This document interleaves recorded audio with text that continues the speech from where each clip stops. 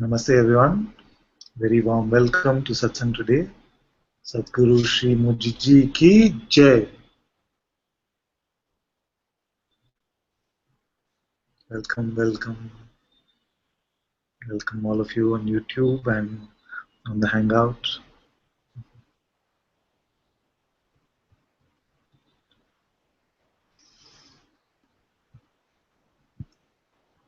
Father, we have a waiting list of people who want to come in today. We have about 4 on the waiting list. Just so you know. Don't have to wait for anything at all.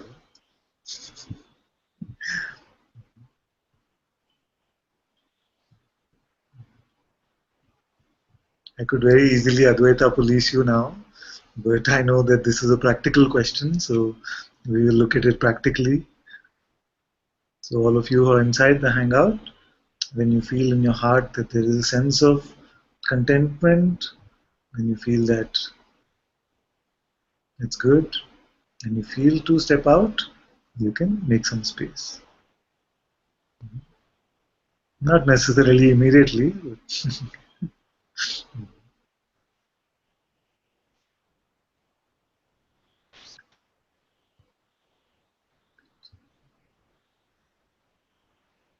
so for the first timers who are listening on YouTube and are wondering how this works, once you get inside the Hangout, the way to ask questions is to unmute your mic.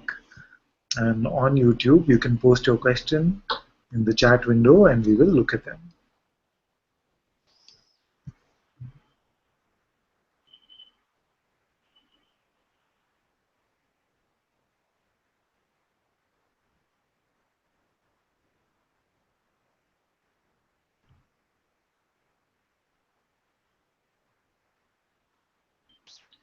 Everything appearing is only energetic movement.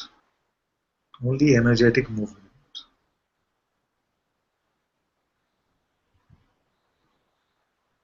All of this, even science has come to this conclusion, isn't it? And Einstein said that energy and matter are ultimately the same thing.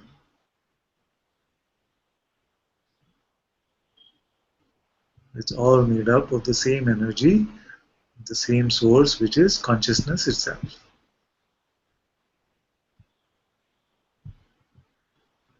So what we are referring to as consciousness or this energy, then science calls it the unified field or the one field. A different terminologies can be used. So all fields as they mature, I feel will become more and more like Satsang. Become more and more difficult to describe. Even in quantum mechanics now, they have so much trouble to try and describe, isn't it? Between observing and observer, Schrodinger's cat, all these experiments are pointing us towards what is true. That it is all dependent on the observer. All dependent on the observer. And soon they will also come to this conclusion that actually the observer is not an entity. It is just an observing. So if you were to look at the Vedas, for many, many centuries in the Vedas in India, these are the religious, not religious, the spiritual scriptures which we have had in India for many years, many centuries. And the Vedas say that everything is just a vibration of Om. Everything is just a vibration of Om. And we are saying the same thing in Satsang every day, isn't it? That Om, I amness, beingness, consciousness is the same thing. And all that is appearing is the energetic transmission of this beingness. So what's happening in science, things like string theory, is that they say that there are very minute particles which are vibrating at different frequencies, and based on the frequency of the vibration, different types of matter are created. And I will not be surprised that somebody very soon will discover that there is no matter at the root of it. It is just pure vibration, this vibration of consciousness. So what science is coming to now, those the spiritual scientists have known for many centuries. Actually.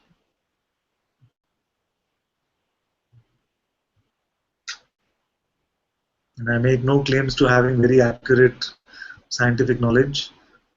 So if I've misquoted the string theory, then my apologies are with you in advance. But the point is that the same conclusions are being arrived at. So what we speak of is not contrary to any science. Especially the Jnana yogis have always taken a very scientific approach to spirituality. So I see no contradiction or dichotomy. I'm not sure why I started talking about all this today. Is there a scientist in the audience?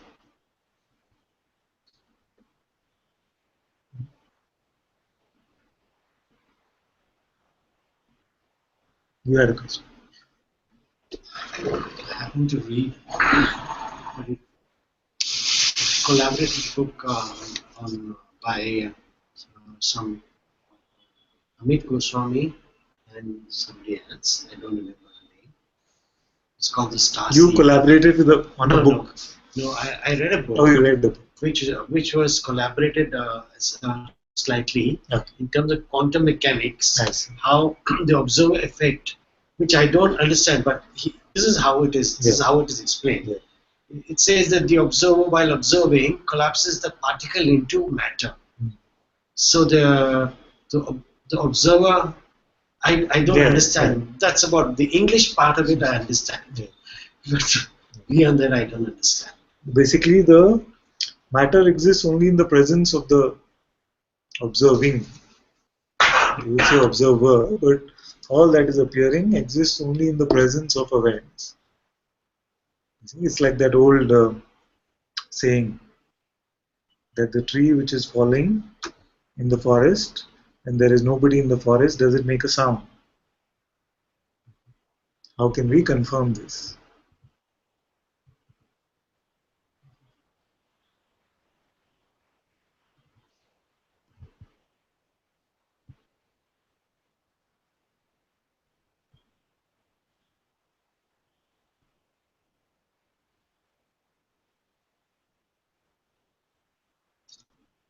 Priya says, it's seen here that this awareness is having a fascination with itself. Don't know how to explain better. You can say that the beingness has some sort of fascination with itself. Awareness has no fascination with anything at all, completely untouched. You see? But its dynamic aspect, which is consciousness, is the one that is fascinated, is the same one which is pretending to be deluded, and the same one which is now fascinated with its own magnificence.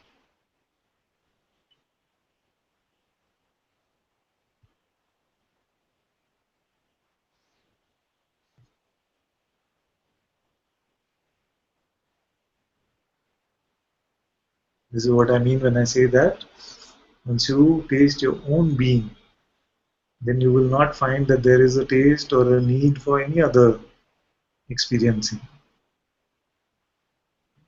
Your immortal being is the Amrit, is the nectar of the gods, of the God that you are actually.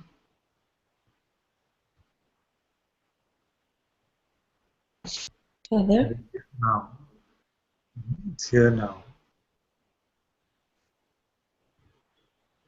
Father, Yes, my dear.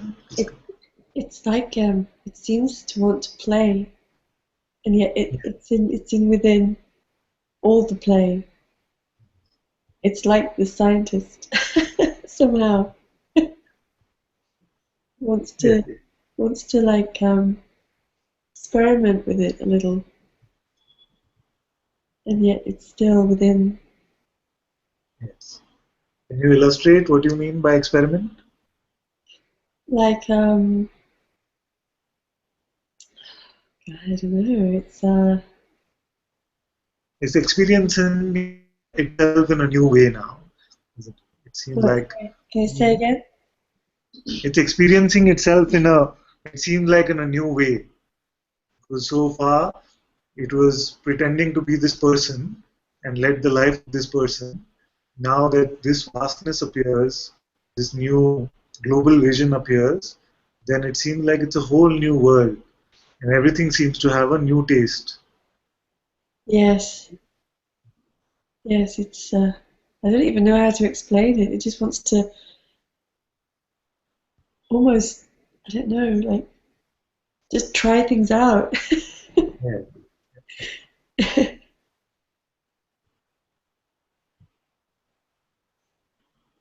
And yet it's all the same. With no attachment and with no expectations of the outcome, it's just now playing, isn't it? Just Yeah. plays. It's like a fascination when the person gets provoked. Ah, yes, yes, yes. Yes, you see it with a sense of wonder, like I say, isn't it? Even this, when reactions come from here, even that, after a few moments, is seen with so much wonder. Oh, how did this happen? Yeah. Yeah. Person gets provoked and then somehow the being just goes, oh, here's something Yeah, happening. yes. This is all very fascinating. It's all very wonderful. All very.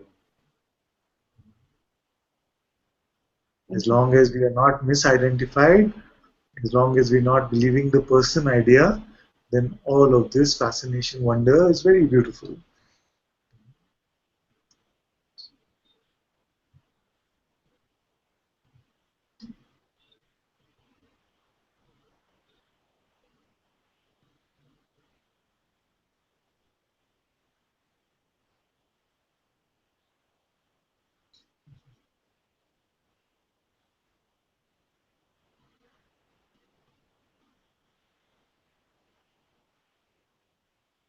Satsanga, it's good to see you back.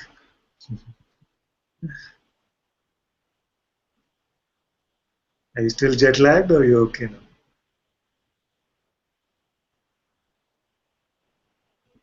Okay.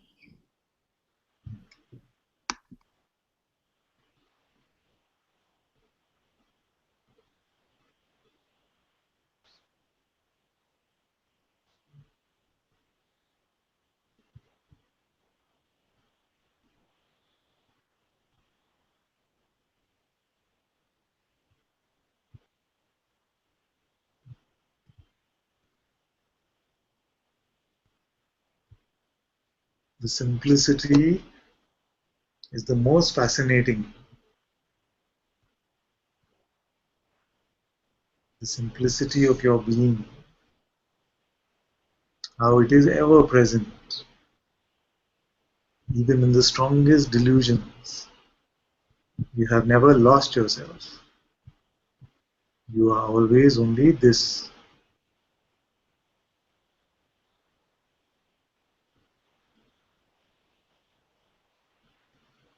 All the states, all the activities, everything, you are the witness of. You are the only true witness.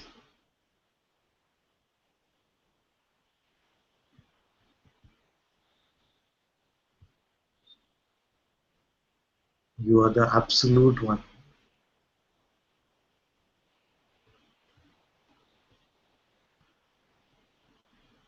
And you can only confirm this.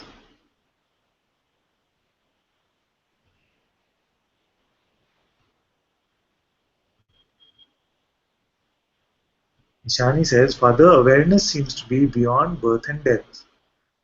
And that is what I have always been. Being is pure bliss. But I don't know anything about immortality. Could you say something about this immortality we hear of? But in the first sentence, you already said, isn't it? Awareness seems to be beyond birth and death. This is the absolute immortality which we speak of. When we see that being is born in awareness, and in the presence of this being, then time and space are born. See? So for awareness and for being, is there really an existence of time and space? Is it moving? Are you moving in time or space? And because you are not moving in time or space, then you are the space in which time and space are born. Therefore, the concept actually of time does not apply to you. It does not apply to your being also. And when time does not apply to you, then there is no question of mortality. So if there is no question about mortality, then you must be this immortal one.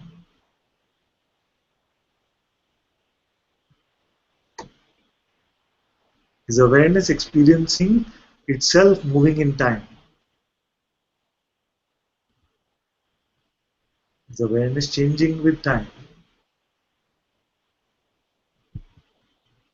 Is it moving in space?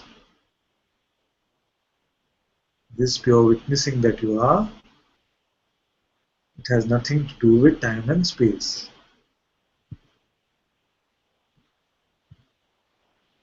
Time and space are playing inside you.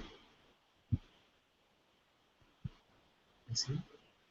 This is what I mean, that the mind can never fathom your magnificence.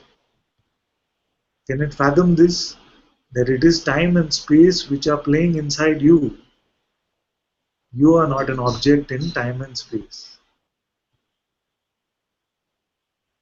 To see this, you need the deeper insight from your heart, from your intuition.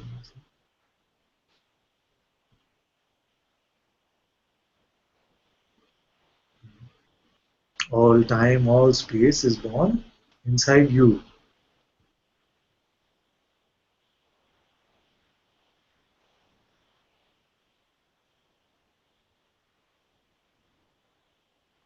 Nishani says, because when you said being is the Amrit which is immortal, so just wondered, so being also disappears like in sleep.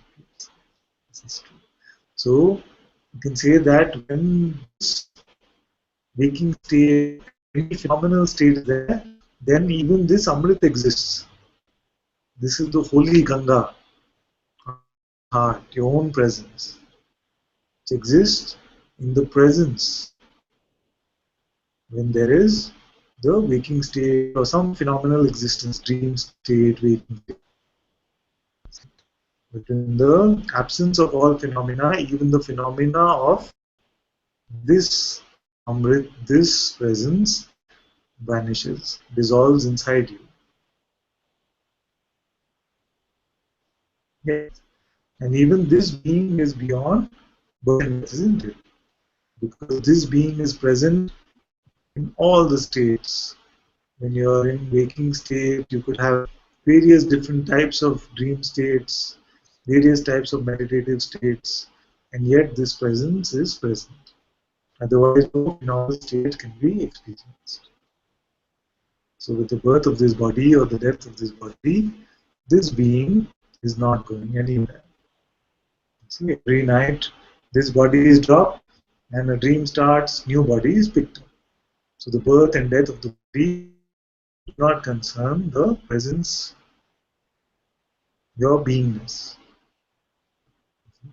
But ultimately, even this dissolves into you. Even this dissolves into you and waits for the play to begin.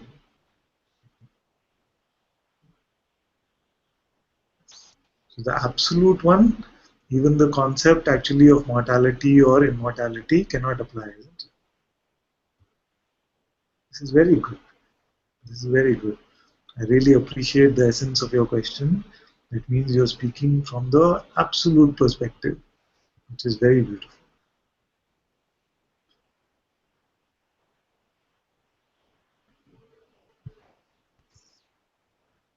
Shakti also, I asked her to come up today. and I felt I wanted to hear her share something. So let's see what appears from her heart. Looking forward to hearing it. Come up for a few minutes, my dear.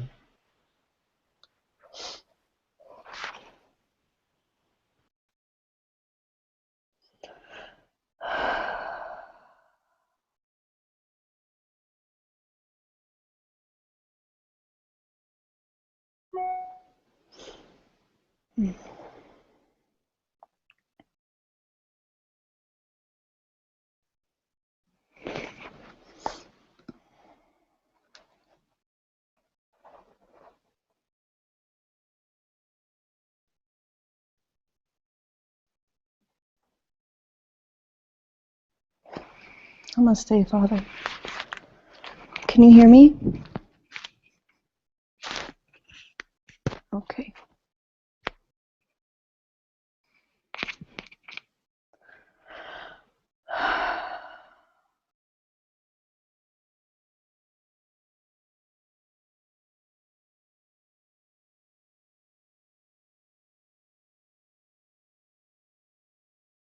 It's funny, I find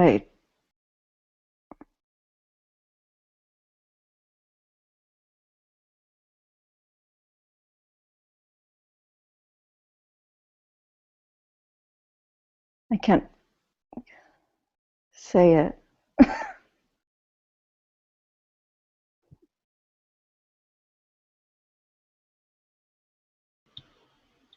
We have time, my You dear. have Take your time, my time. dear. Take your time. Okay. Okay, I hear myself in I the hear echo. myself in the echo. Oh, okay. Let me shut everything else down in case I have something open. Okay.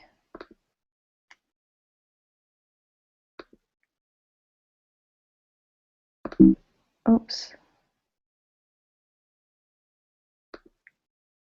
Okay, is that better?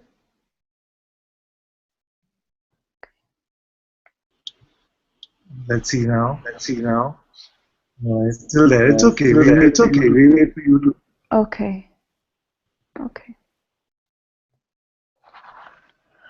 Well, my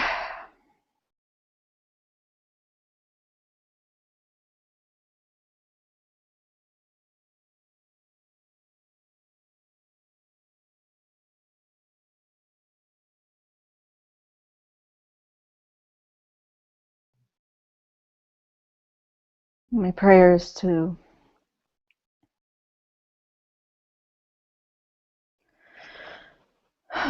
come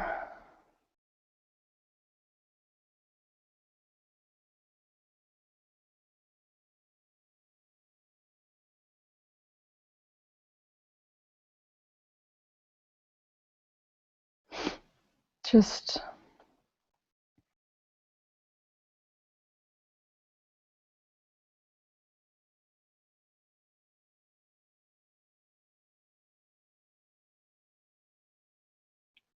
come rightly.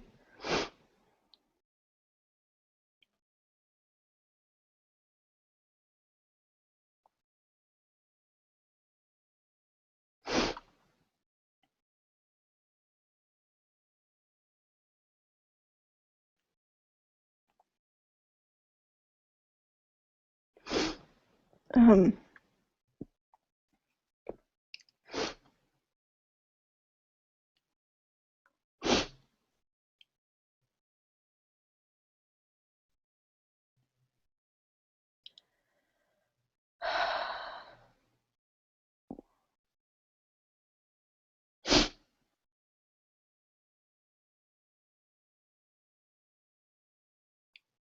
whatever's happening,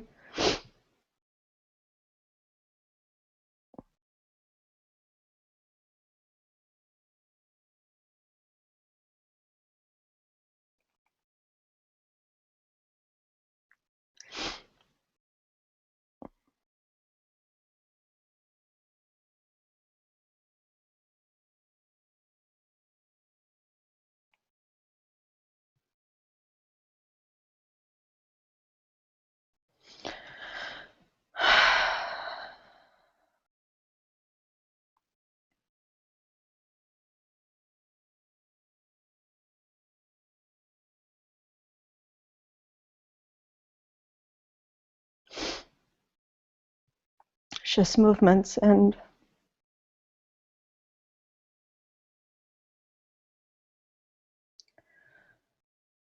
I can find no disturbance in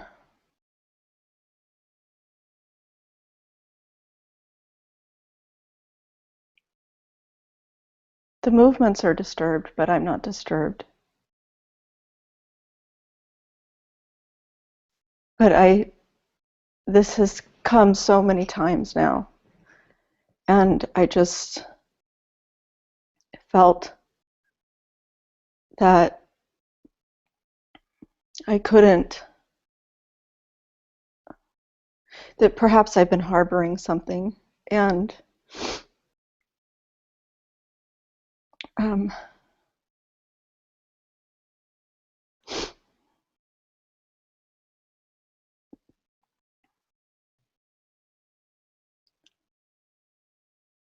once I saw Muji ask Omkara to face everyone in satsang and expose what she felt there's something going on, and so I just felt it was time for me to expose to you what had kept coming up, and then you said to come here and expose that. So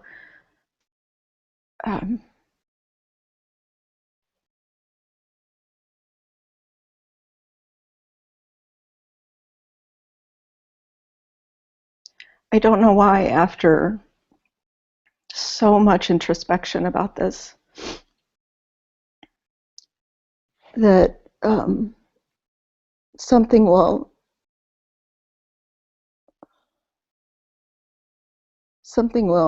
rise and say, I want to be a teacher, I want to give satsang, maybe one day I'll be a guru. And so clear that that's not true, and that that's not me, that I don't even know what that means. I don't know what any of those things mean.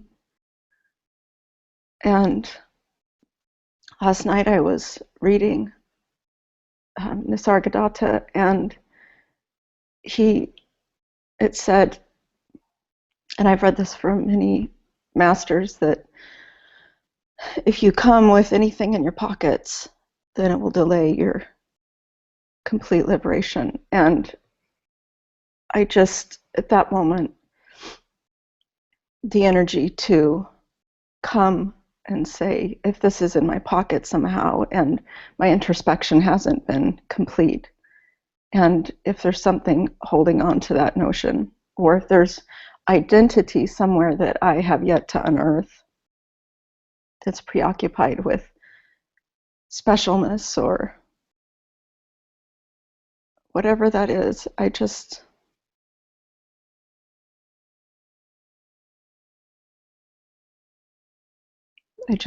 as much as there's power to do it, I surrender it. And even all of this, Father, I don't even know what I'm saying. There's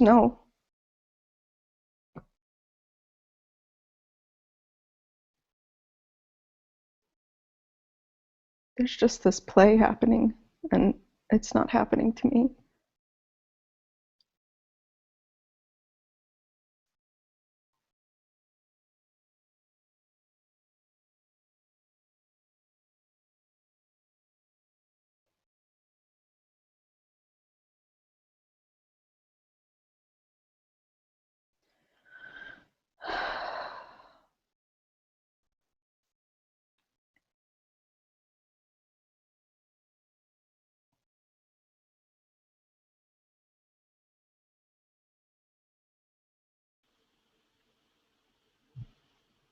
Thank you, my dear. Since we have this mic, you might have to now.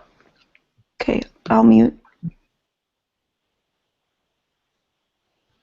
Actually, I'm very happy that she sent me this message, because it can be that something there will play this trick and say that, oh, do you really want to be, actually you just want to be a teacher, you want to be a guru. It can play like this. And this one also is now exposed in the light of Satsang. Oh, okay. Give it back.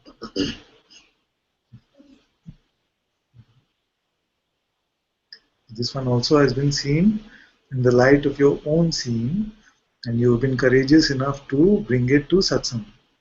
How many of us can do that actually? This itself is very beautiful. But actually, when I said you must come today, it was that you have this platform, this is your Sangha, all of you have this opportunity also to come up and share. If you feel like there is something which truly wants to share from the heart, then you come up here and share. And that's why I said that you don't have to call it sharing satsang. We can do that for you. We can say that Shakti shared satsang, isn't it? So don't fall into any of these tricks of the mind, because the mind will make something out of this. It's ultimately nothing, even this. Anytime you have something to share from your heart, this platform, this hangout, this satsang, this sangha is always available to you. So there is nothing that you need to have some sort of a formal process to become something. Nothing here is required. You can always come and share from your heart. Don't put any label to it. You see, because it is the labels which cause all this confusion. So just start sharing whenever it feels natural to you. You're here today or any time that you want to come. Just start sharing and let us enjoy the words which appear from your heart. Don't let the mind make something out of nothing. And the world needs, I said the other day that there is nothing that the world needs. But if we were to say that there is something that the world needs, it needs millions of you. It needs millions of you to share from your heart. You see? There is no sense here that there must be only some specially designated ones who can share from their heart. But just know that satsang is not just speaking. Many, you know this, but just for the others who might be listening outside, you know that satsang is not just speaking. It's not just speaking about Advaita. It is also the presence. It is the transmission of energy. There's a lot of things that play automatically. So when you surrender at the feet of the Sadguru, then he gives you this prasad, he gives you this blessing, this his words get spoken from your mouths. So all that is appearing from this sense of surrender then can handle all of this energetic play, all the things that happen in satsang. Satsang only means this, and I told Mujiji this time when we were there in the evening, we got together with the Sangha, isn't it? Where he was saying it's very beautiful, and I said it's the simplest thing for me, because I just go sit in the chair and wait for you to speak. That's all that happens here. I just come and sit here and I just wait for his words to appear from this mouth. That's all that is needed. The mind will come and say, but what about this? Will you be able to do this? What will people think? All this will come. Initially, when I just started, I told some of you, isn't it? That every day before satsang would start, the mind would come and say, oh, but today you have nothing to say. What are you going to say? Today you have nothing to say. Today you will make a fool of yourself. It says like this, the mind. We just flicked away, you see? Just flicked. Okay. Cool. You see, because there's so much trust in the heart, so much trust in the heart for the master's voice, that yes. And I know, even if I sit here, no word appears, then no word appears. It's completely fine. It's completely fine. In this way, it becomes very simple. This way, it becomes very simple.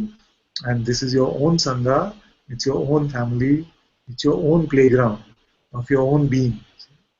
So always feel at home. If any of you ever feel that you want to come up and share something, there can be this urge sometimes to just come and share. Don't put any label to it, don't make anything fancy out of it. Just come and share. So even this trick, I will not let your mind play on you. The mind says you have this desire to be a satsang teacher, then yes, say that I always have the opportunity in my sangha. In my family, there is nothing that stops me. This is the sangha of being. It is your sangha.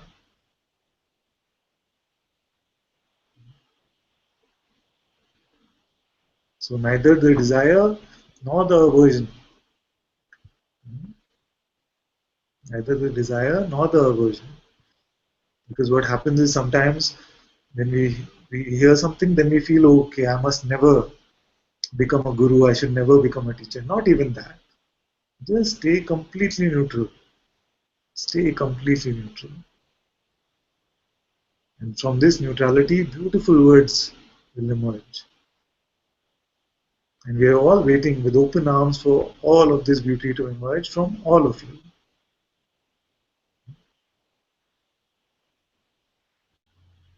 It's truly a joy. Truly a joy. So no sense of specialness and no sense of shame. It's just nothing. Another nothing.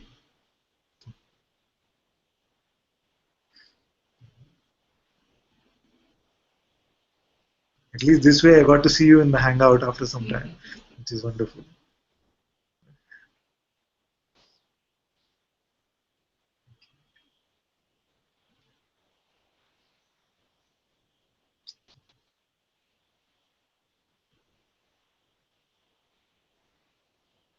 And this applies to all of you. Don't let your mind make a game out of this. Don't let your mind make a game out of this. It's nothing at all. If this light has to be shared through your mouth, it will be shared. Nothing you can do or not do will stop it or change it. It's not up to you at all.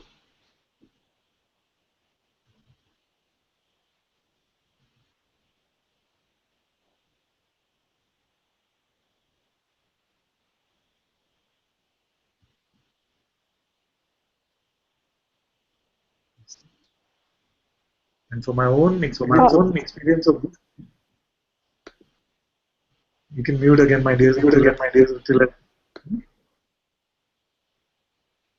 So I was just saying that from my own experience here of this life, the mind can take this on, you see. It can say, okay, but you had such a strong awakening. And many times Mujiji would nudge me along to try and make me share. But the mind was still playing games because it was trying to say, am I being arrogant or am I being false humility? All of this nonsense. You see, trying to understand what is going on. But what had to happen just happened when it was time for it to happen.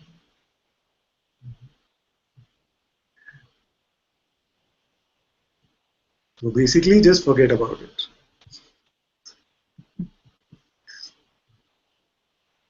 You can say that.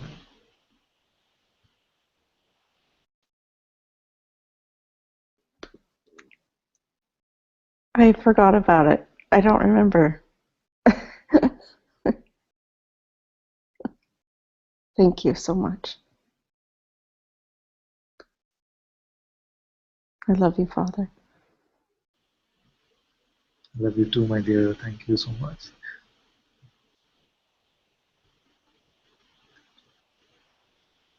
I'm very happy with this. I'm very happy with this sharing because I know that this can be some troublesome, energies which can seemingly persist for some time. So all of you, this invitation is for all of you.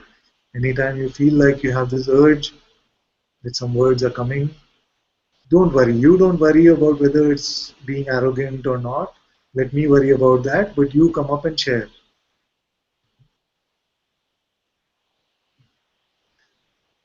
Always welcome.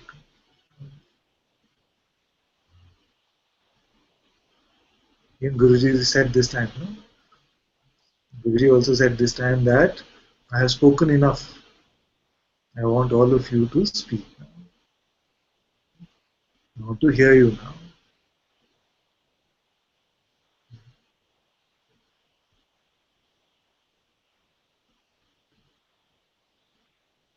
I already know actually in my heart that this Sangha is the light of the universe. All of you are the light of the universe. So I'm not really ever concerned or worried about you because I know that you have this strong light burning in your heart. I know sometimes you go on your adventures and you go on your escapades. It's fine. It's fine. We have time. We have an eternity actually, so we're not so concerned.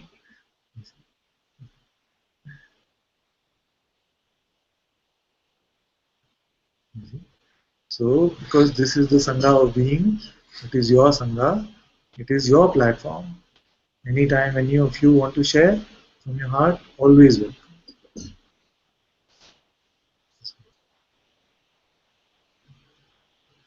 Okay, there's a lot of chat in both the windows. So let's just catch up if there's something important.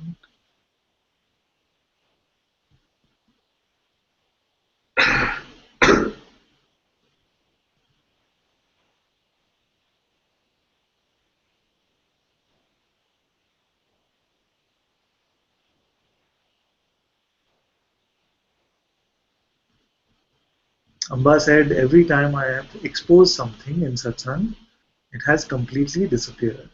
So happy and grateful for the light of satsang for all of us. Thank you, Father and Son.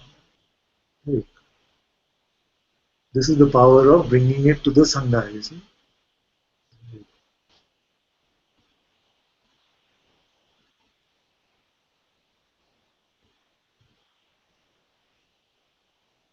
Yes. Bhagavati ji says, Shakti you have and share from such a beautiful heart. And she says, Devika says, such courageous love.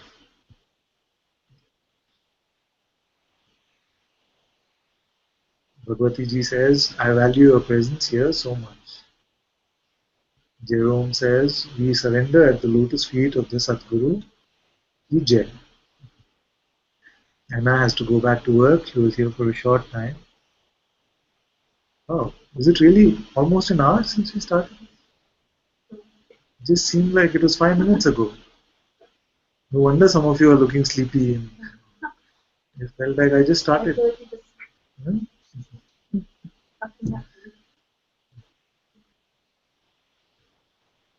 Radha says, Father, leaving early, very irritable child, and mom getting irritated too. Not being able to watch satsang for long this week. May no thoughts be believed. This is very good.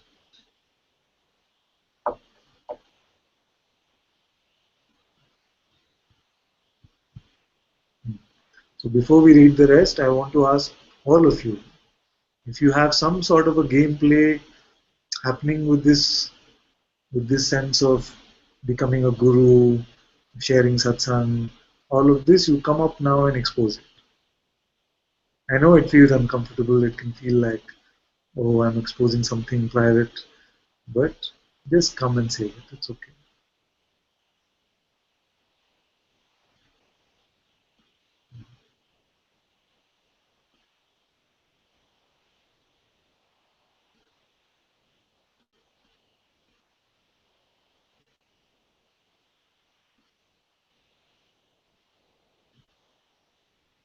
Okay, there's a lot of chat here also which I missed.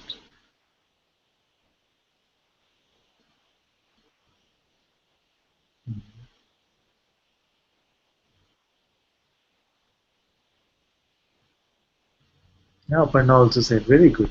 She said, Namaste, Father. I have this very strong desire to become a guru and have satsang. I lay it at your holy feet. It's very good that you can share like this.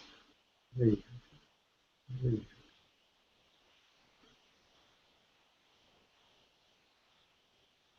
And Shivani says, what else is this life for, Father, but to share this? Maybe not in words or giving satsang, but to be this and share it. I don't know what else this life is for. It's very good.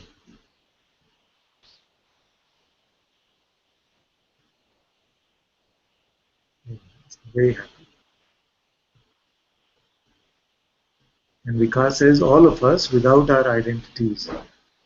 If it is given to the mind, big trouble. This is true.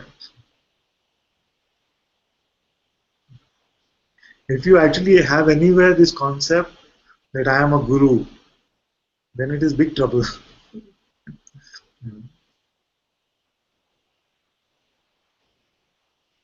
Just with this feeling that the guru speaks here from this mouth is enough.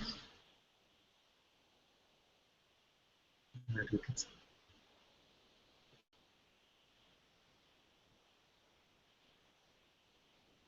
Parvati says, I think I used to have it. Now there is just nothing here, nothing.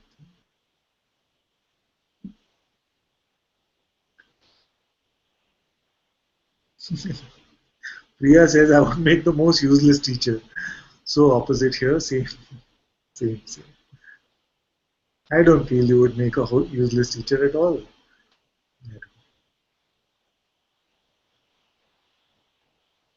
And Satsanga says, it seems to me, at the moment, it feels the opposite. I want to stay a disciple. No, but this will never change. I will always be a disciple. This will not change. You saw, some of you saw me at the dinner, no, with Guruji. He will always be at his feet. He can use this body how he sees fit. Completely. So it's not a dichotomy.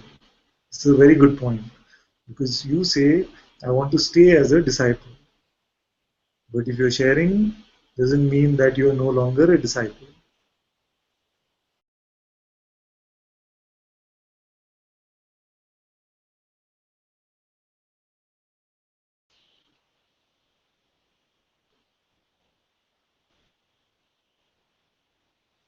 Something is happening here. Everybody is being rebooted. What's going on? Everybody got thrown out and now they're back in. And it's still happening like this. And our moderator is up. She's back.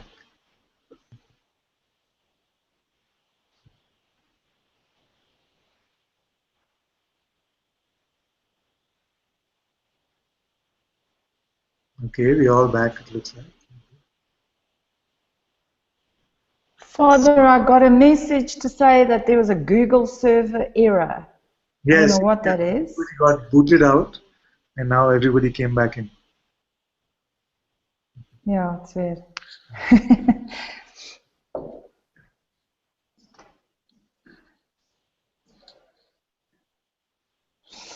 Bhagavati says no moderator on YouTube, but Now yeah, so. must be back. I don't know what's going on.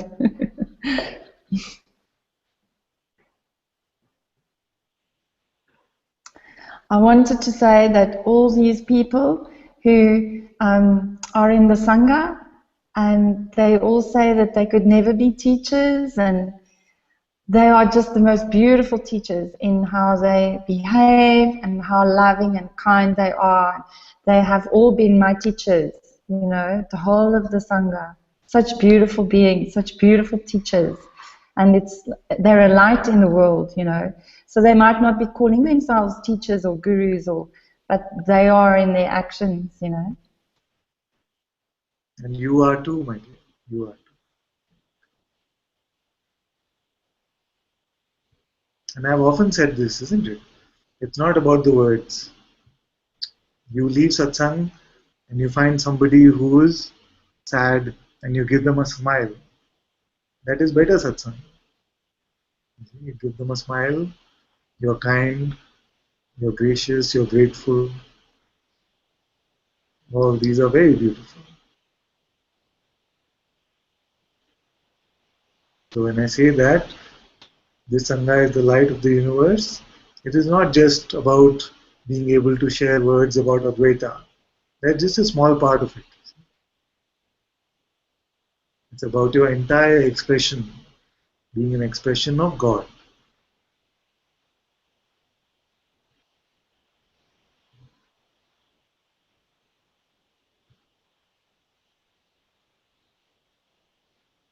Okay, I've completely lost track of where I was in the chat. There's just too much for me to read, actually.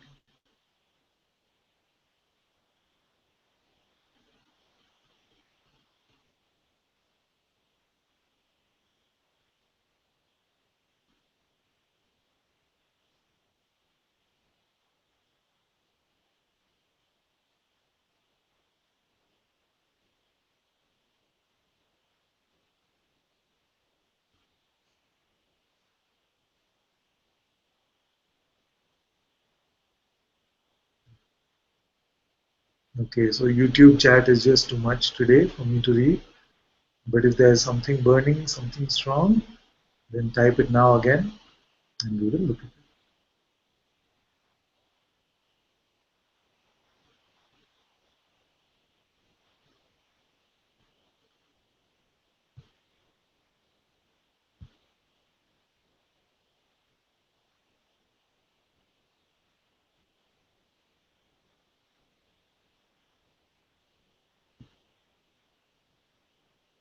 Actually, it happened many times, but today I just can't believe the time. Something has happened. Seems like we just started.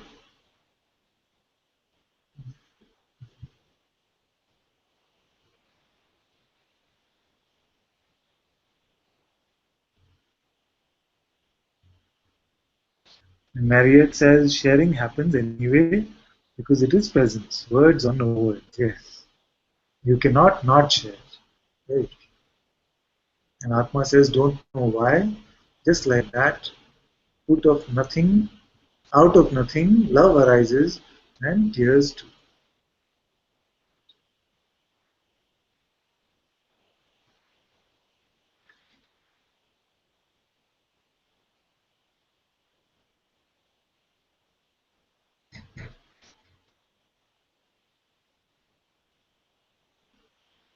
Supriya says, Father, where does this come from?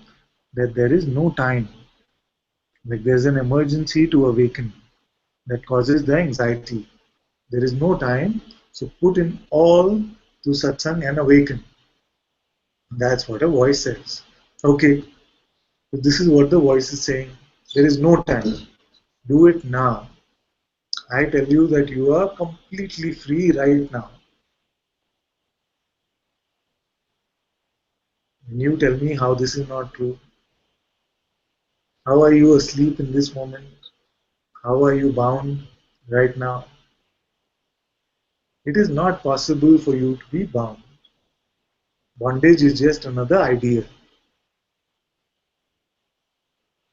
How is it possible for one in which time and space is born, for that one to be bound by something?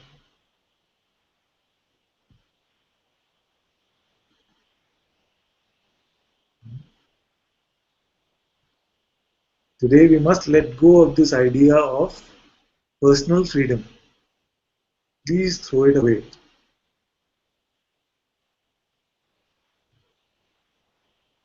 It is no longer in service to you. Just forget about it. There is no personal freedom. Like Papaji used to say, it is not going to happen to you in this lifetime, forget it.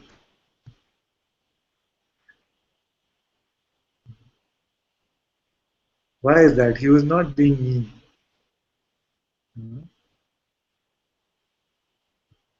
He was not being despondent about your potential for freedom. But as long as this concept of personal freedom remains, it is the only thing which seems to block you.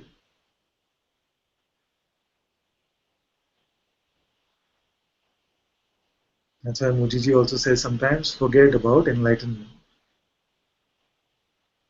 And just stay here now. What needs enlightenment? What needs to wake up? Has that ever existed? Has the person ever existed?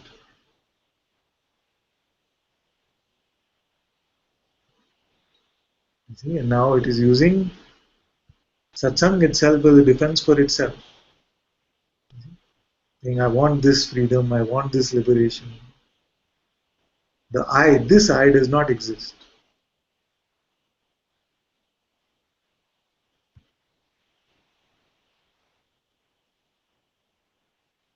So can you all commit today that we will forget about it, personal freedom, personal enlightenment?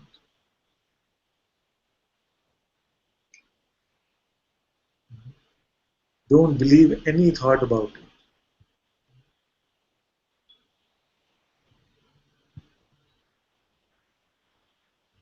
The mind will say, but then what will I do? I've been a seeker throughout. Yeah.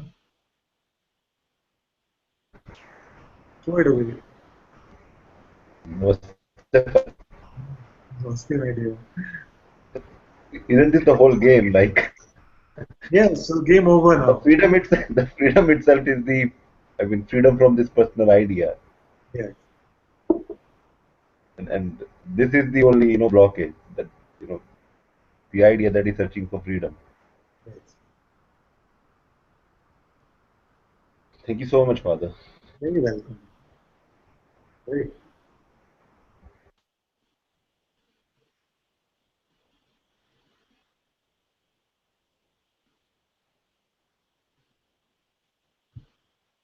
Very.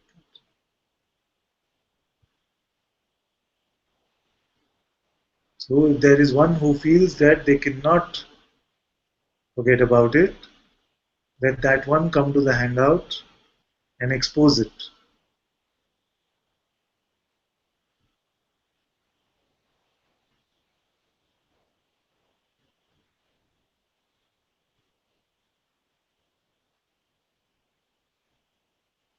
If there is still a strong attachment to this idea that I especially want to be a free person, then you come to the hangout and you expose it. Burn it in the fire of Satsang.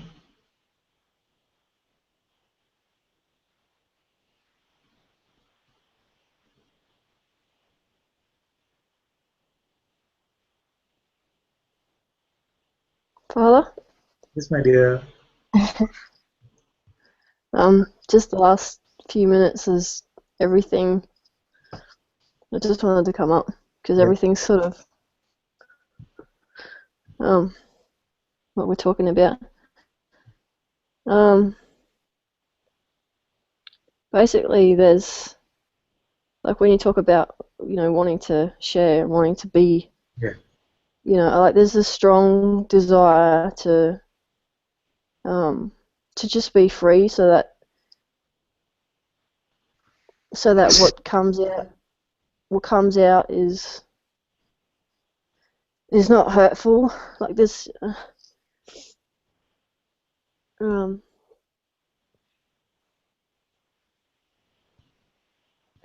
the seeker, like this, the seeker is because there's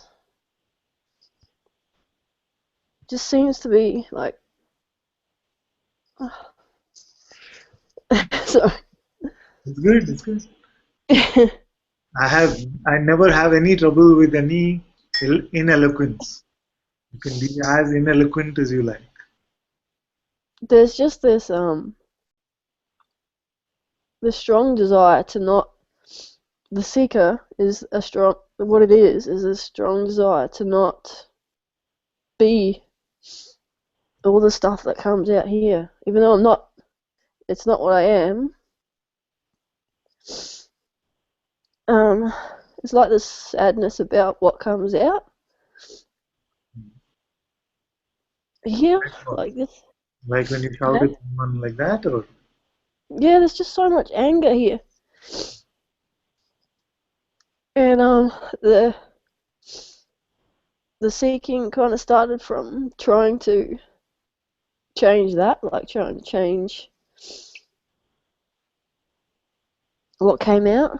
And before, like, it's like when I said, what else is this life for? It's because there's such a sadness about what expresses here, and you're wanting to be,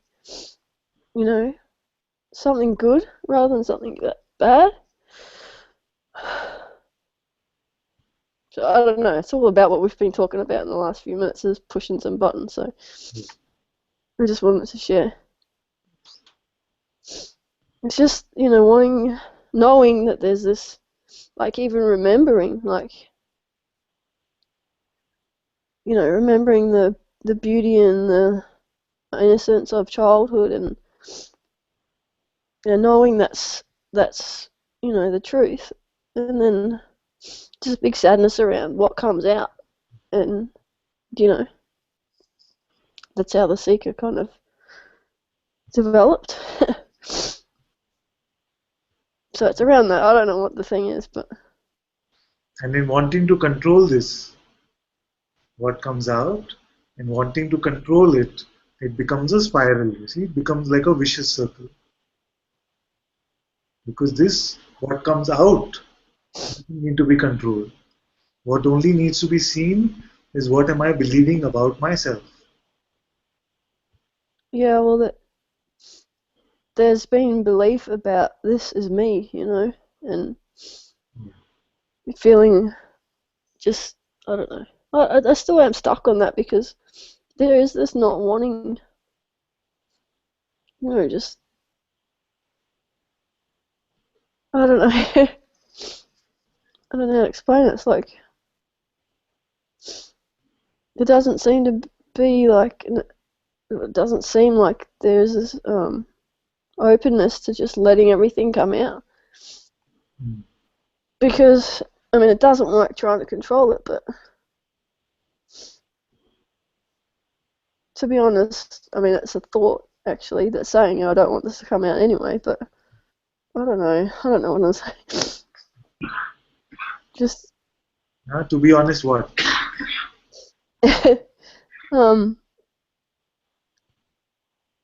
there's a resistance to allowing, like, yelling and just anger, just intense anger, and but it comes out anyway, so.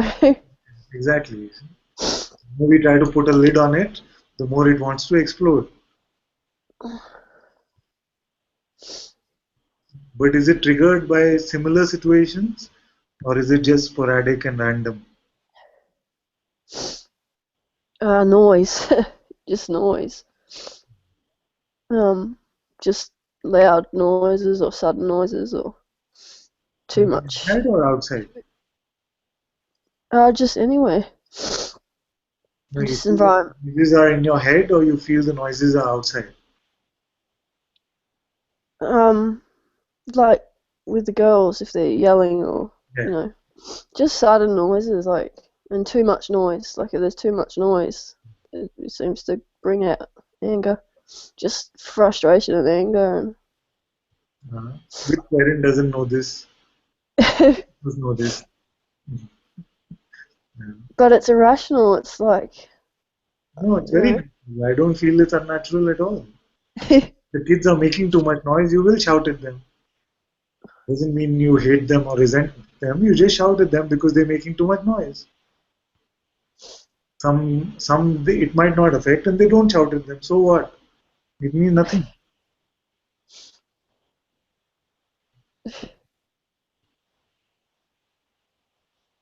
I don't If know. all my kids here, they'll say that Pa is always shouting at us. How does it matter? It's just so vicious sometimes, Father. It's just like, Do they stop hugging you in the night if you shout at them? No, they still come to you, isn't it?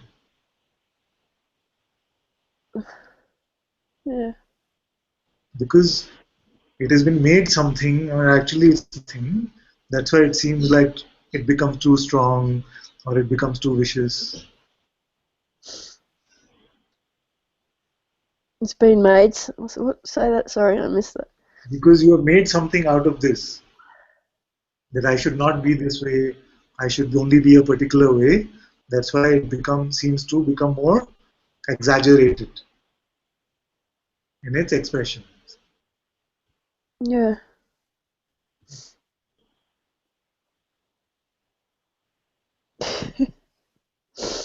Yeah, it said that some masters would shout at their disciples when you would come to satsang. It's just a play, you see, it just plays like this. As long what matters is what is in the heart.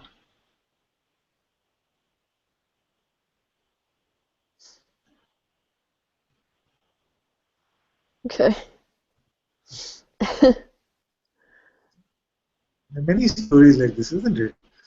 Especially in Indian stories, we hear many times that a master got so angry that he cursed someone. And in Indian stories, the curse is not just some normal curse, right? In Indian stories, the curse could be that you will spend the next 100 lifetimes as a dog or something, and they say that it comes true like this.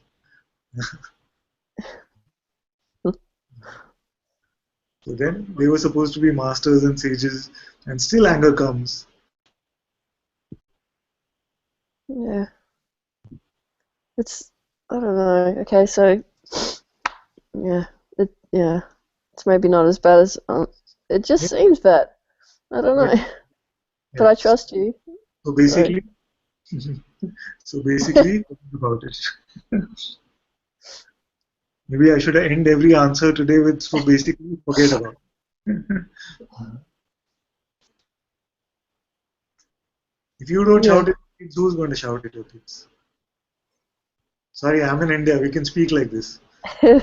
Country that is good for talking like this.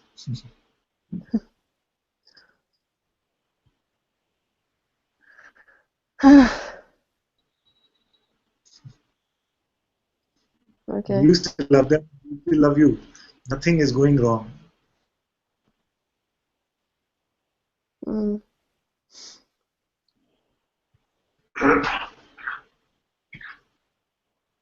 Okay, but I trust you. There's all sorts of buts going on, but I trust you, so I'm not going to even go Don't go. there. Yes. You are not going to ever do anything to harm your children. You see? But Oh, if you keep this conflict like this, then there is potential for those kind of things. Just be natural. Just be natural. It's completely fine. uh, so, Especially with mothers, it's so much easier.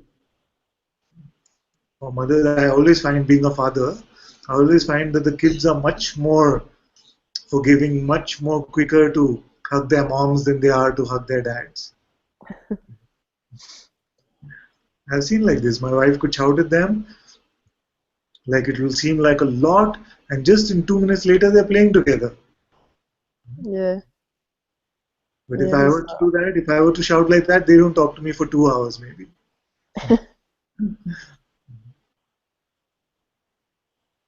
okay. It's all good. It's all, Forget about it. Never mind. I'll just mute now. forget about it. There's a neutrality about it. You see. Forget about it means there's a neutrality about it. Yeah. It does not mean that satsang finishes and you call your kids and shout at them. It only, it only means that you're open to how this love is playing out. Yeah.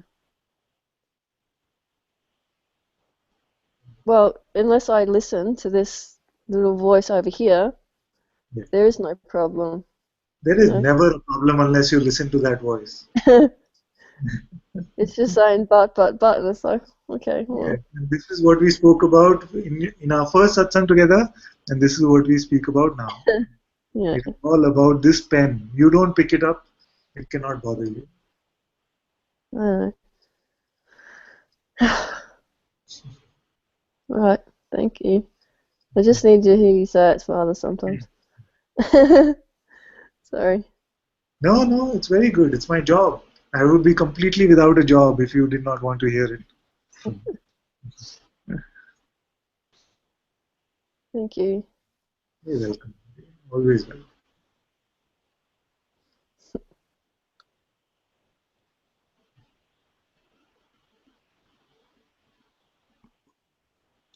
Can I say something, please? Yes, my dear. Um, What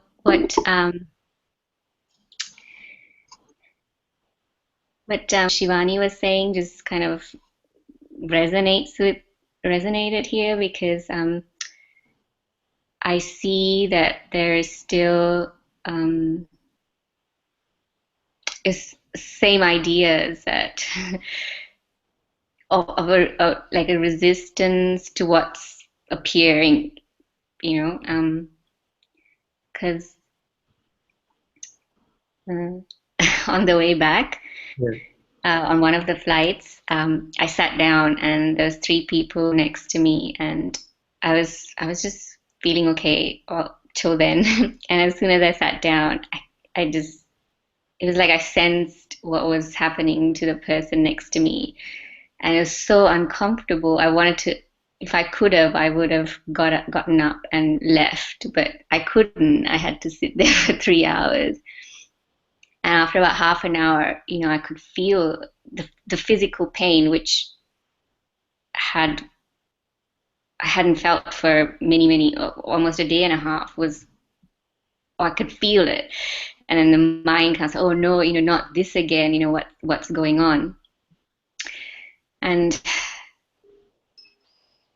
so this is so today there was some anxiety coming back because I'm going back to some appointments tomorrow, and I'm not anxious at all about my own appointment, but it's the fact that I will go there and it's like in the waiting room and it's full of people who have issues, and I just don't want to go.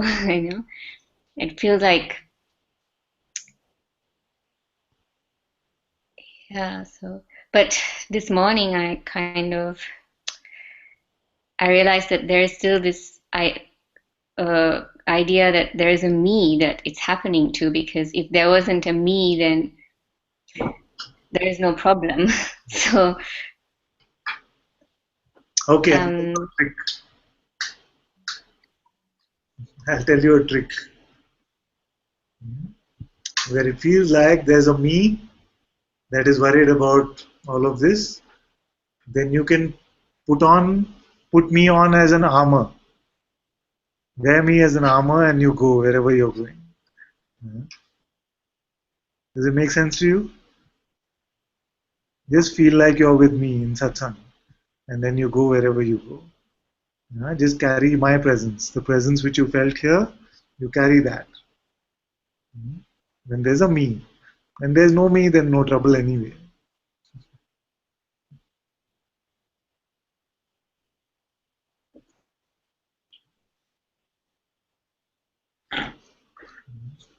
You just stay here in this room in Bangalore, in the Satsang hall. Let the body move wherever it has to move.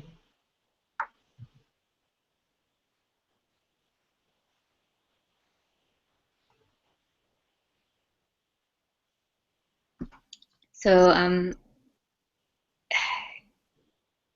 only been back for like about 12 hours or something, and I sense already like a strange.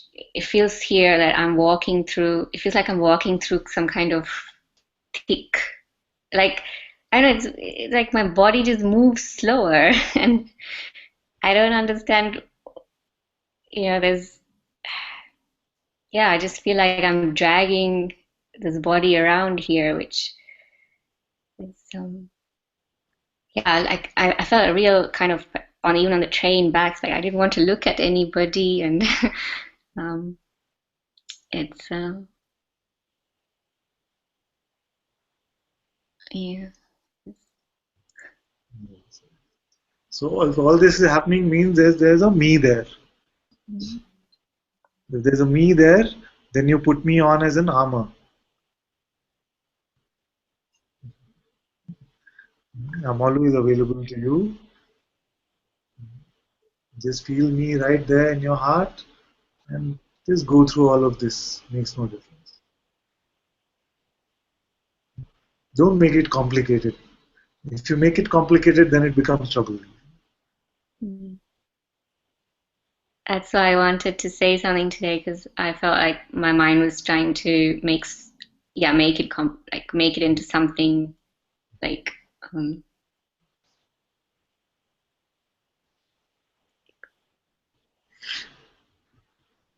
Thank you. You can feel me with you or no? I don't know. You must look.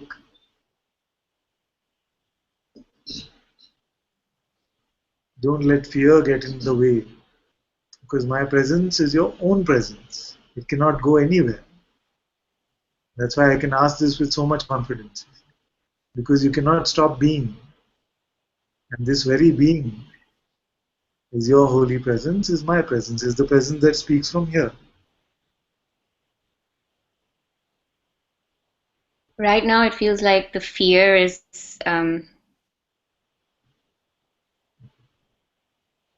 Whatever the fear might be, can you stop being?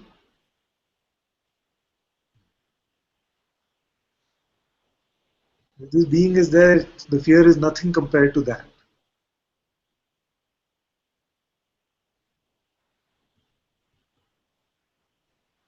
No problem is greater than the holiness of your being.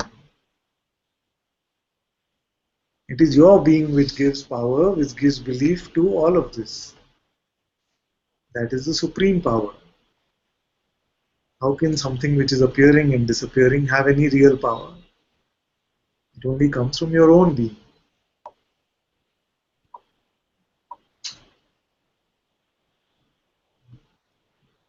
You stay with this, you stay as this, and none of this will touch you. This is Satsang. This is true Satsang.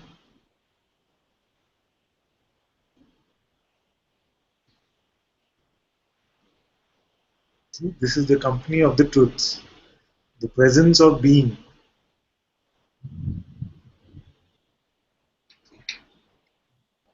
Then you cannot leave Satsang.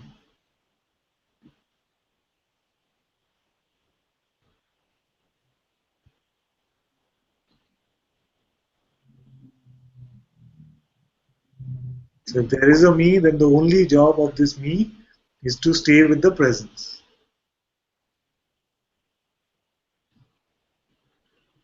See, because I leave you with no excuses.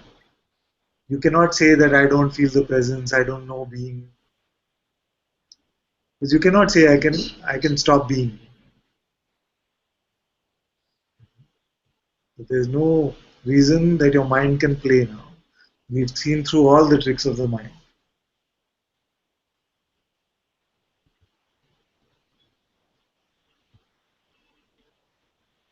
Would you feel like playing with it still? Then don't. Being is ever present, it's there. And because you're an artist, you see, you have this very visual imagination.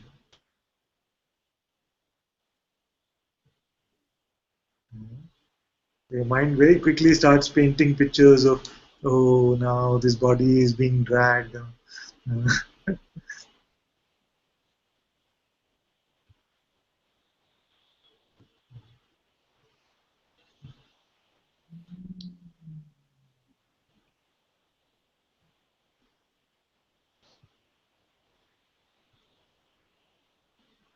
It's very good. It's very good.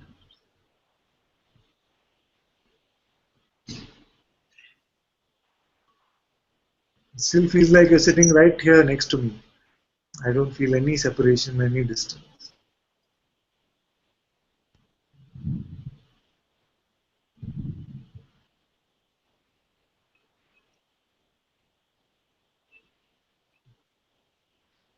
Bangalore today has London type weather anyway. All cloudy and grey.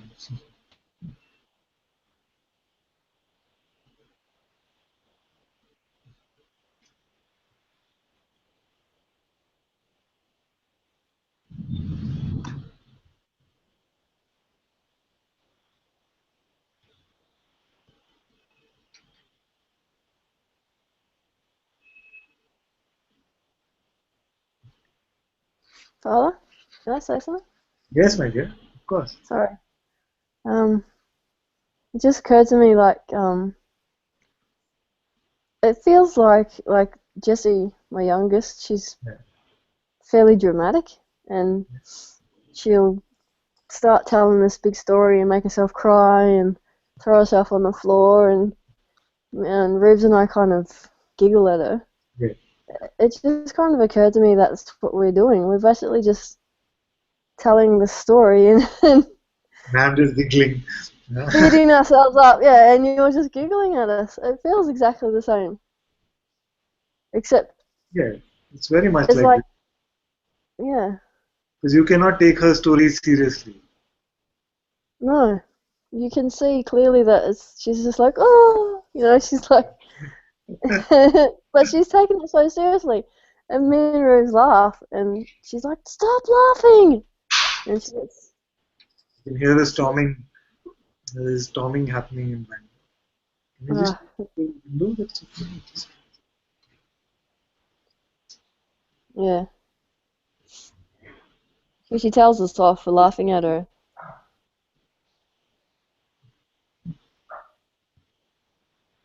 Sorry. It just seems like that. It just occurred to me that's how I'm in her shoes, playing this role and not realizing, I don't know, it just occurred to me to share that anyway. Very good example. Like this. Yeah. Because imagine if you were to start taking her stories seriously, then how would it be? Then both of you would be, oh man, this is happening. Yeah. No? And sometimes I do. Sometimes I'll take a particular story seriously if the energy's like similar. I'm in that sort of similar energy is happening here. Then we're both playing, this role. Exactly. But when it's clear, you see, you just laugh at it. Exactly. Mm. Exactly it. Exactly. And it's funny too because not all kids are not all kids are the same. Like I think she's only 4 and she's already, taking the thing seriously. Yeah. Whereas Ruby, when she was 4, didn't and still doesn't. She can laugh at herself in the middle of being angry. She can crack up laughing at how funny she was at taking herself so seriously. You come and sit here. So, sorry, we're just juggling a couple of things here. Oh, that's okay. Yeah, I just wanted to share because that scene. It's just, yeah.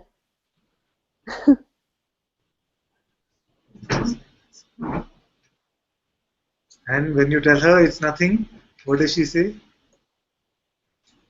Jessie or Ruby? When you tell Jessie that it's nothing, what does she say? Yeah. She gets really upset. Yeah. She's like, yeah, That's why I have to be very careful and use a lot of other words. Otherwise, I could say it's nothing for everything.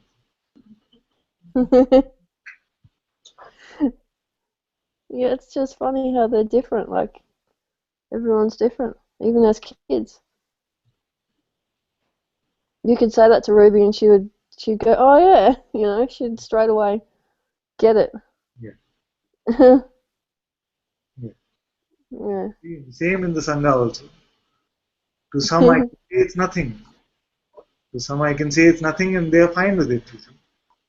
But to some if I say it's nothing, they're like, okay, he doesn't appreciate my question at all. He doesn't love me much or something like that. Just like children. Yeah. I thought all kids were the same, but they're actually not. Like, we had this concept that all kids were, open and innocent, but Jess is only 4 and she's so serious. It's like, oh my gosh. Yeah. So. Yeah. They're so unique. No? All of us are so unique. Mm. Yeah. So I just wanted to share that was. It's very nice. Very good. I will also use this story. Thank you. Okay.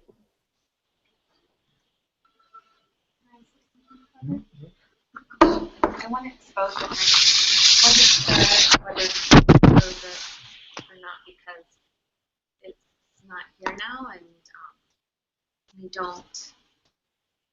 I I just saw on the screen Yeah. to see what happens. But got really angry today at someone, and I don't have a problem. I know sometimes anger just comes Yeah. and just arising, and it's okay. But it was with the apartment thing, Yeah. and just the story's not important. But I just found myself yelling at someone over the phone Yeah. around it, and I was surprised myself because it just felt really. It felt like old anger, and Maybe the story is important. okay, so so because I sense that something wanted to just yes, hide the story. So you have to share. I was supposed to meet a broker today at 3 o'clock for the apartment and give them my passport and everything and sign some stuff. And so I called ahead of time, and someone else answered, and I think the communication difficult, the barrier sometimes, so they don't always understand me and I don't understand them. So she was saying, well, we need you to come to the office. Oh. But I didn't know how to get there. Yeah. It's like, just get so, Yeah. I'm not good at finding my way around. Yeah. And so he was supposed to meet me, the broker was supposed to meet me somewhere else because he knew I didn't know how to get there. And she said, well, I'm sorry, he's out of town. And Oh, yeah? and I was like, I don't understand. You were supposed to meet me today. He goes, no, he's out of Bangalore. And so it's nothing, but I just found myself getting really frustrated, and I didn't yell, actually. I just got really frustrated. It was just a lot of anger that came up, and I don't know, I just wanted to expose it because something wanted to hide that. And there was so much guilt afterward about it, and shame. And so I didn't know if I should just let it be, but I just wanted to bring it to you.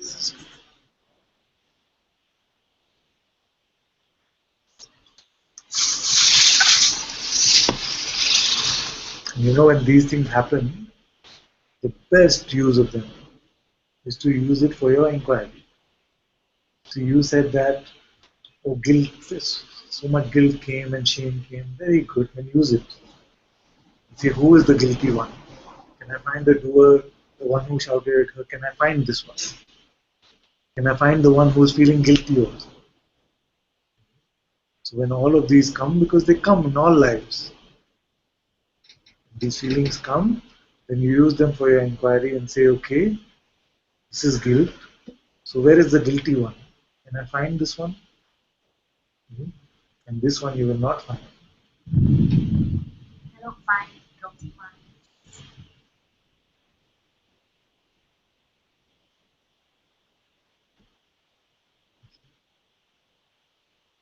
And sometimes you might find that there is some resentment.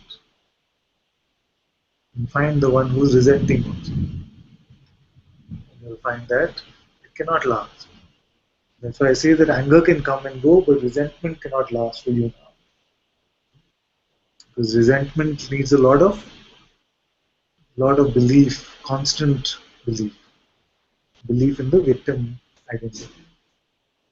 The anger came and went so quick. Yeah. It's not there anymore at all.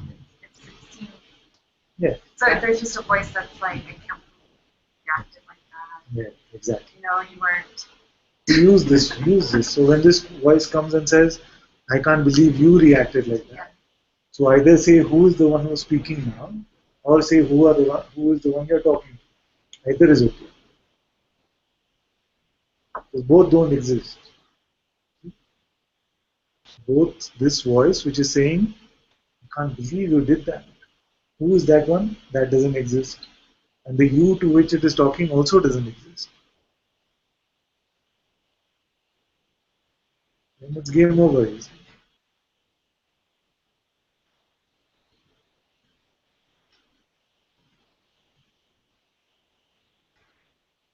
In this way, when we use everything that life is supplying to us for our own inquiry, then it becomes easy. Because these are the times where it's not so easy not to believe your next thought. It seems like these are the charged times, charged with identity of some sort, charged with guilt of some sort. Then you use these, when the thought comes, why did you do that? How could you have done something like this? Then you inquire into who is this you? Who is being referred to?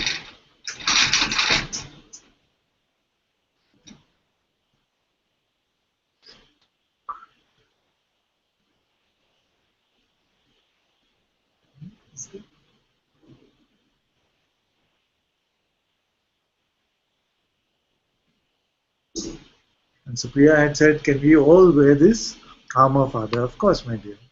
This is what satsang is for. Shakti says, Shivani, thank you for sharing the image of the tantrum. How wonderful. And Devika said, beautiful Shivani, such a great example. Bhagwati ji says, Father, someone I mentor wrote a testimonial for my website. And the testimonial is, I tell people when I'm totally stuck, I call Bhagwati and she laughs at my problem. and her not taking them seriously shows me I don't have to take them seriously. This is very good because this shows that this one is already reaching some strong maturity. To appreciate one who laughs at our problems takes some strong maturity. So all my blessings to this one. Very good. And they couldn't have asked for a better mentor.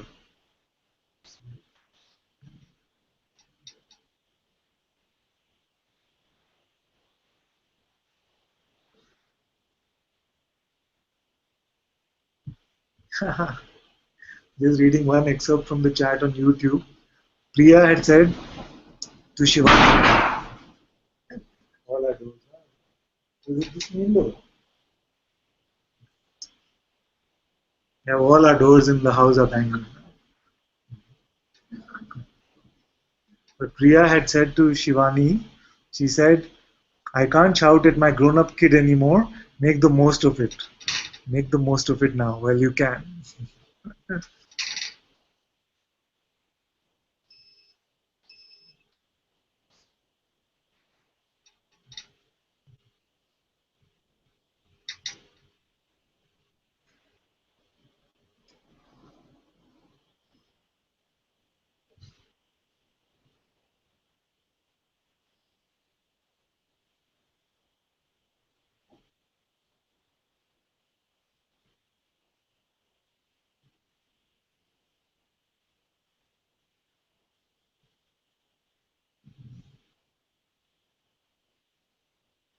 And Palak says that we will keep you employed fast. And Devika says, Satsanga looks like a different person now, so beautiful. Jayani says, Father, the seeking here has also, like Shivani has shared, stemmed from a feeling of being wrong and bad. From a feeling of being wrong and bad due to a fiery temperament, especially with the kids. So like Priya said, enjoy it while it lasts. They will stop being shouted at very soon anyway.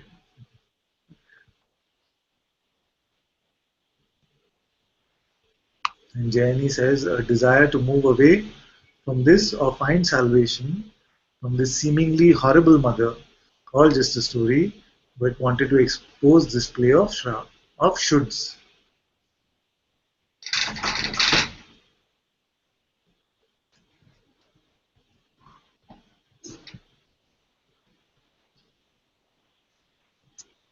Amba says, yes, so beautiful to see transformations like this.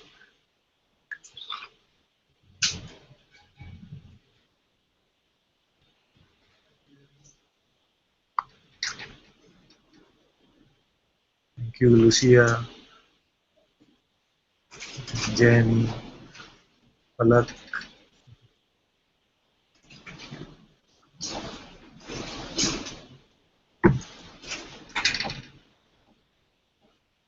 Thank you, Devika. Thank you so much. Sumeher, thank you, my dear. And Shankar had said, Father, there is a sense that I have nothing to say, not that things do not come, but feel that it is better to simply allow them to recirculate. Once they are said aloud, the mind starts in with judgments, regrets, and so on. So by keeping quiet, it seems that there is more peace here. Then there is a worry that I am not actively participating. So the question is, can I participate in the Sangha in this life through silence?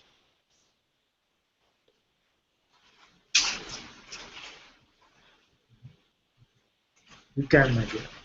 As long as you feel no distance in your heart, then you are not far. It is not about whether you are actively involved in communication or not.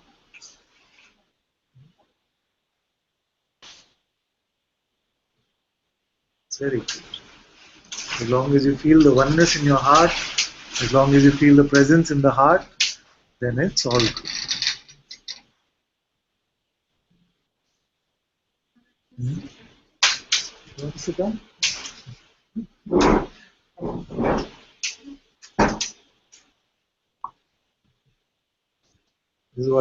This is Palak's doing.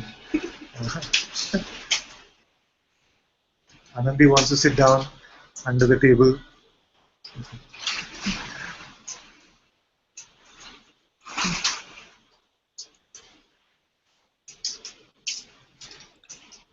Amaya said, Father, gratitude, except for in the moment, inquiry questions that pop up for a delusion.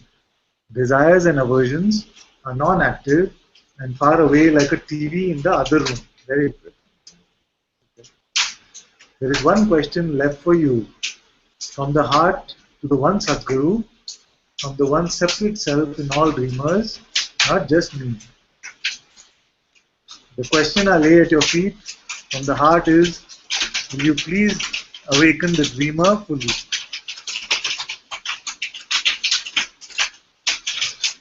We actually have hailstone.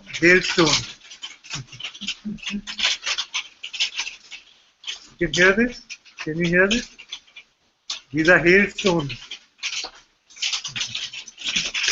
You know what hailstones are? They're clumps of ice falling from the sky.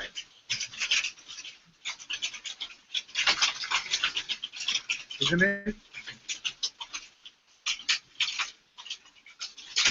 Is it hailing or just raining? It sounds like hailing.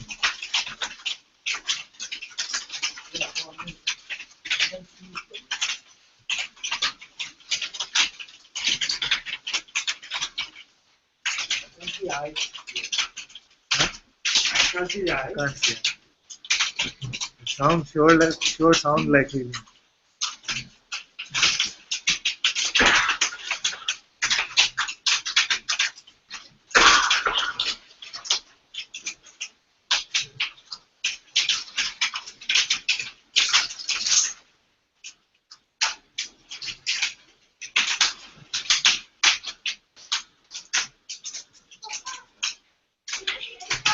Hailstorm. Full of ice? Yeah. So cool. And outside is like roof doesn't break. The roof is gonna break.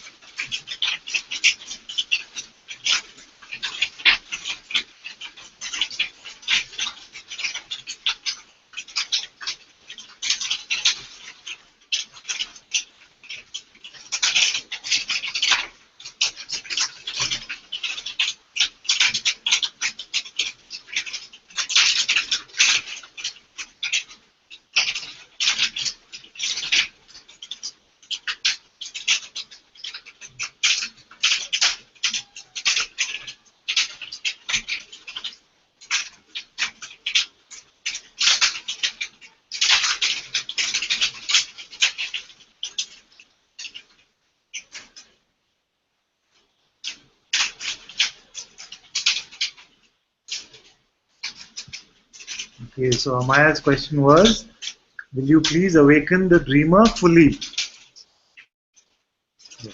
Yes. You are fully awake now.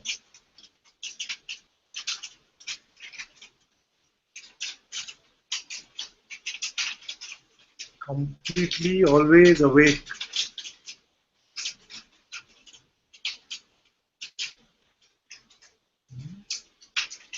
The only thing that is dropped is the pretense of being asleep.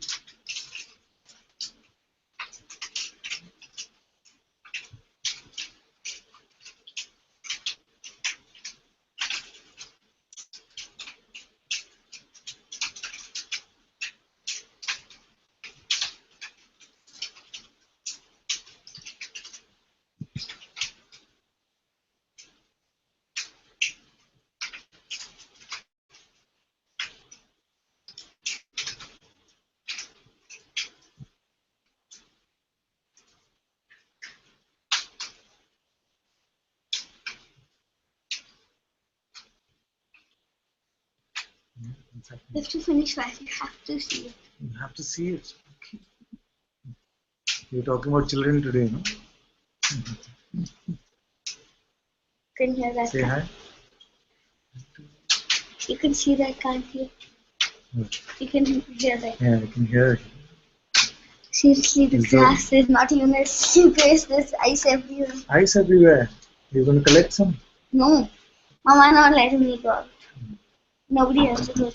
They were planning to go.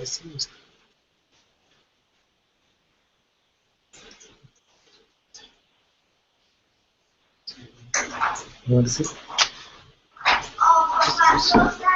What means being awake? And what is an awakened? I couldn't hear anything because of the rain. What is the? What it means? What does it mean to be awake? To be awake means to be not pretending.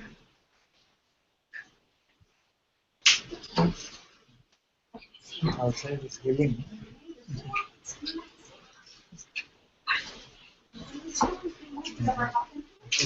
I'll come out and see. Okay.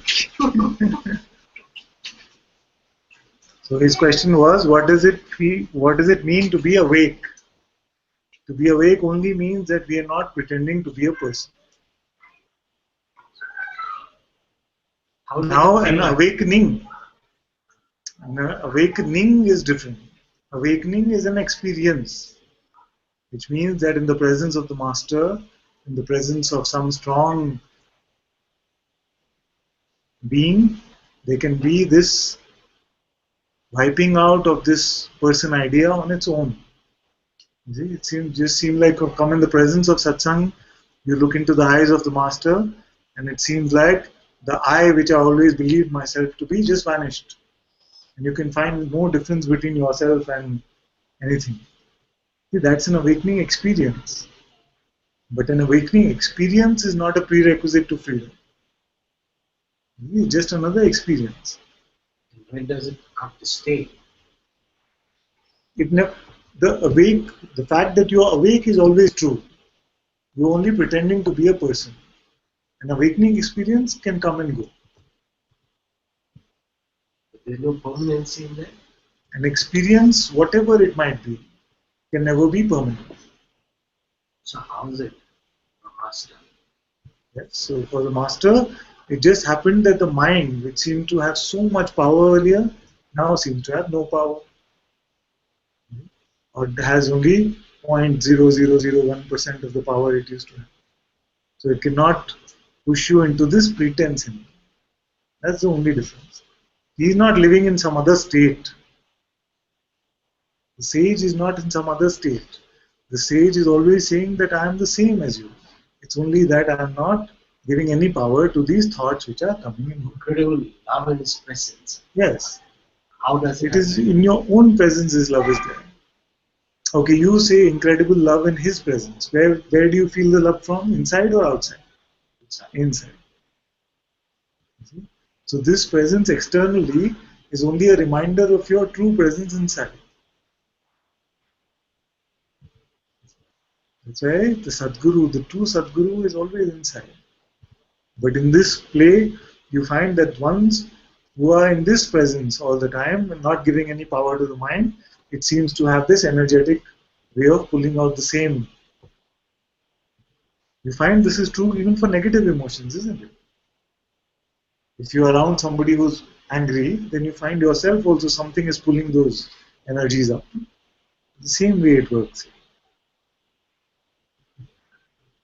So in the presence of those who are not deluded by the mind, you will automatically find a sense of peace, a sense of love, a sense of joy. It's still coming from inside. I think it's not a permanent thing. What is permanent is that I can't imagine giving so much importance to the person idea. It's just like you've seen that the sun appears from the east. Then you cannot give belief to the idea that the sun comes from the west. Because your own experience is that you were never this person. Then can you ever truly believe that person again? You cannot. Once you've clearly seen that you are not this person, you can never truly believe in the person again. Belief can go momentarily. That's all that happens. So that is liberation. That is freedom. See? So an awakening experience is not freedom. It's an experience where you realize all of a sudden that, hey, there's no person. The I, which I always believed myself to be, just doesn't exist. You see? In that moment you could see. But if the trouble with awakening experiences is that if after it is over you say, oh, I am special because this happened to me, then you picked up the person again. Oh. That's cool. The ice which has been falling. Nice, nice. It's not cold in your hands. It is. There's so much outside the telescope. They will be here also. You could hear them. They were much bigger. Yeah, they're melting. So awesome. It's not like snow. If somebody hits you with a big one, it could actually hurt.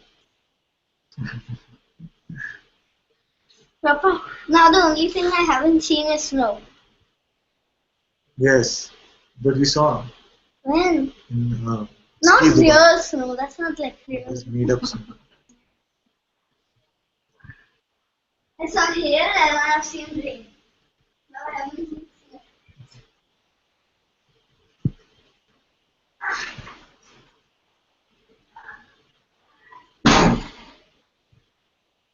This experience of mine, I would like to ask you.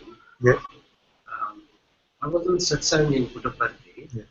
and I was slipping into this blissful state, and somebody would say, hey, beautiful man, you, things like that. Like they recognized me, but Yeah. I just felt, exalted. Yeah. And then when I went home one day, I was lying in my bed, and suddenly something whoosh came into me. No bed, and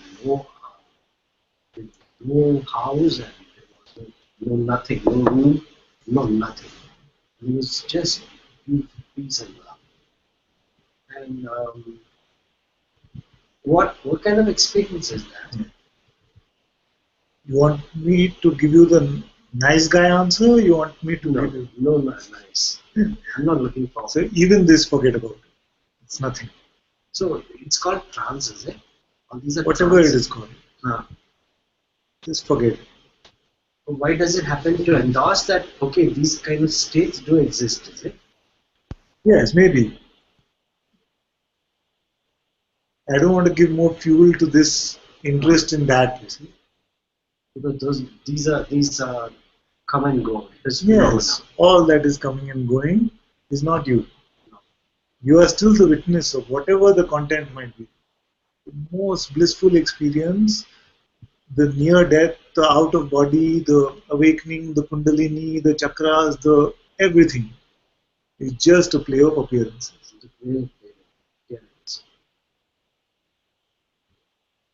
So Any phenomena is not truth. It is not you. Not you.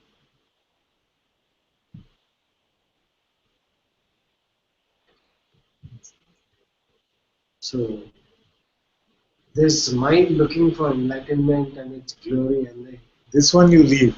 That one we have to leave. Yeah. Okay. And yeah. The one that is looking for enlightenment, forget about it. Drop it.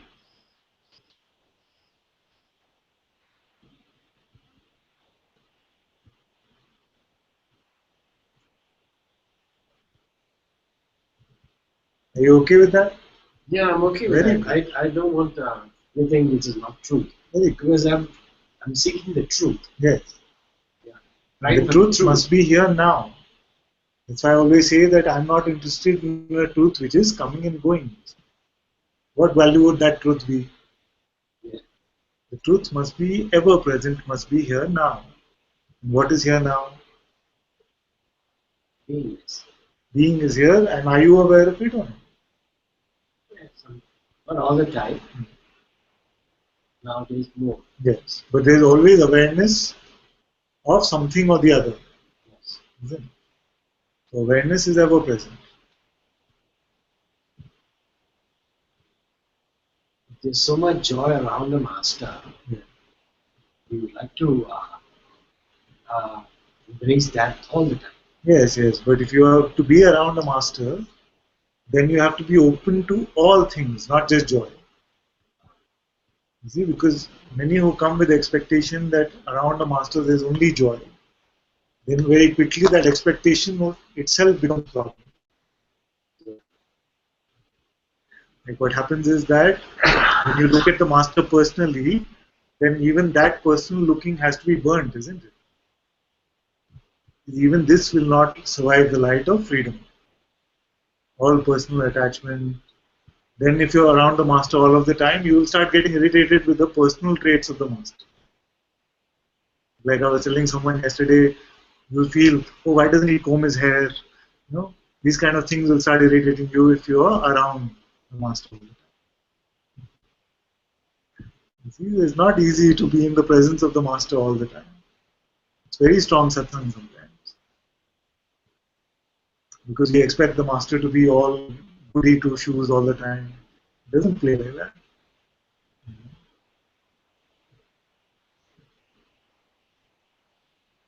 So, those who are open to everything in the presence of the master, they are open and they treat the master's anger, they treat master's everything as a sign of love. Those can be around the master. But if it comes with this expectation that I'm going to be close to someone because I'm always going to feel this joy, then very quickly this delusion is broken.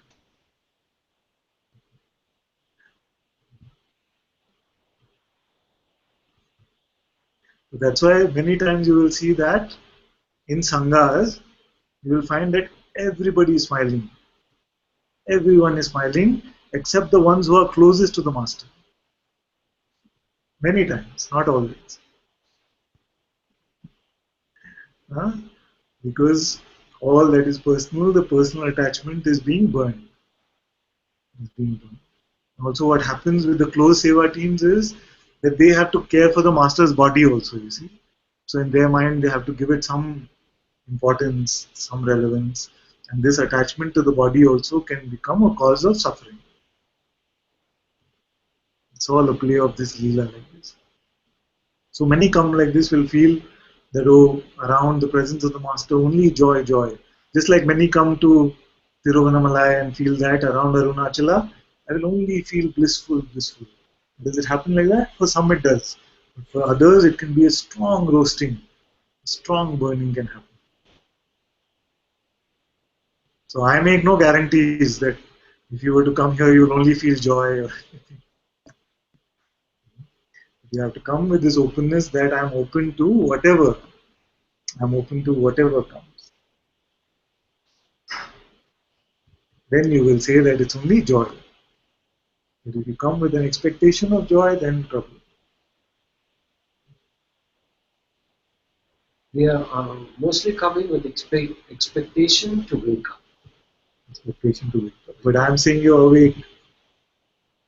So this must reconcile. You see. He said that, Randir is saying that we come with the expectation that we will wake up. And when I say, but you're awake, that answer doesn't sound satisfactory. So what will convince you of your freedom? You can say it could be fireworks, it could be something. For me, my wrong conditioning is that I would feel I would feel one with the universe. I would feel one with everyone. I would feel one with everything, and that is love. That's my conditioning, mental conditioning. Yes, yes. And this I is who? This I. He said that I will be convinced of my freedom if I feel that I am one with the universe, I am one with all beings. See, I feel love for everyone. So then it must be asked, since you said I three times, who is this I? I is the I am. This I am. No, now this is a person. Yes. See? Yeah. As long as it's personal, the imaginary one cannot be one with anything. How can something which is imagined be one with anything? With this one leave aside, then which I is left?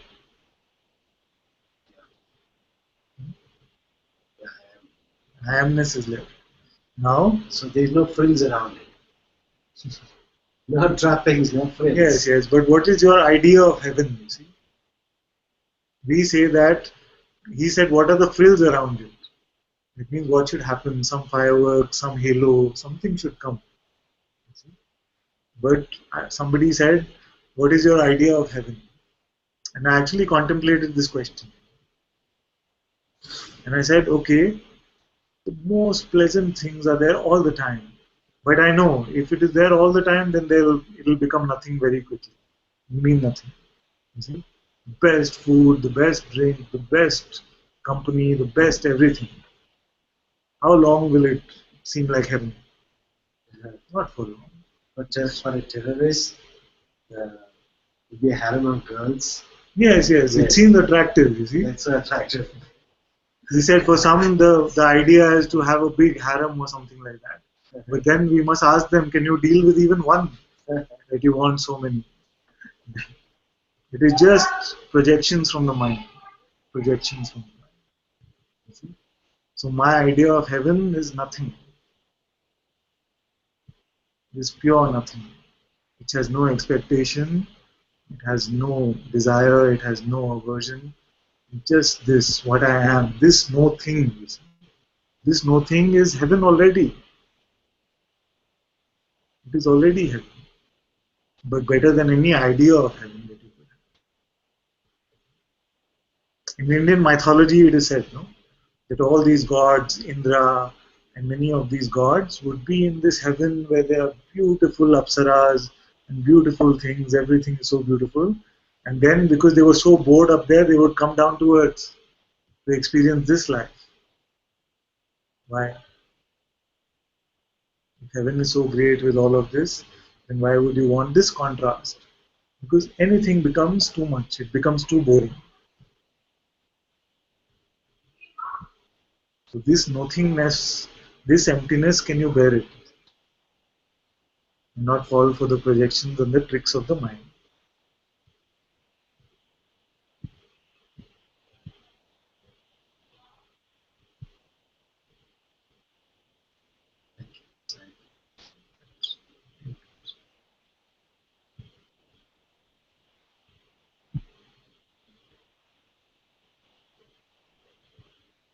Lucy, are so happy you're here, my dear.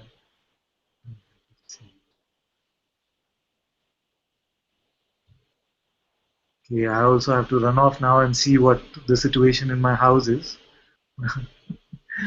But maybe, is your mic working, my dear? You want to unmute? Yeah? Let's hear something. No, I don't hear you.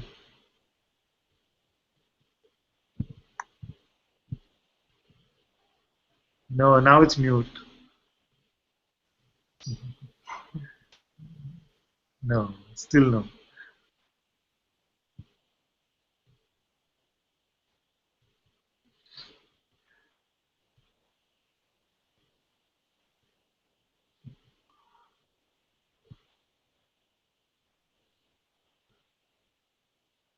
Aparna says, Father just wanted to expose that mostly in all satsang, I have that women are more in number. But why only men become gurus? Huh? I didn't know this. Why only men become gurus? Is it true like this? Those who are women, Gangaji. I'm sure there are many, many. I don't feel this at all. This about why there are more women in satsang, this I cannot tell you why. For me, they are all my children. I don't know why a father has, if he has 8 children, why 7 are girls and why 1 is a boy, that I cannot tell you. It just seems to be like this.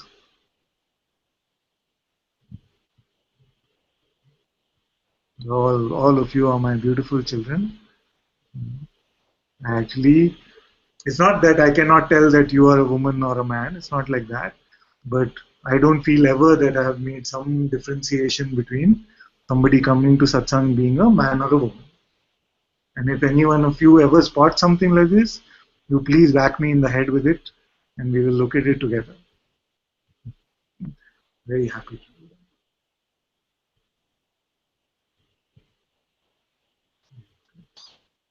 Okay, so I was going to ask Lucia to sing, but since her mic doesn't seem to be working, we'll have to. Who else is here? Yeah, Devika is here. And also, I wanted to hear after Devika, Bhagwati can sing the chanting, the Om Namah Shivaya chanting.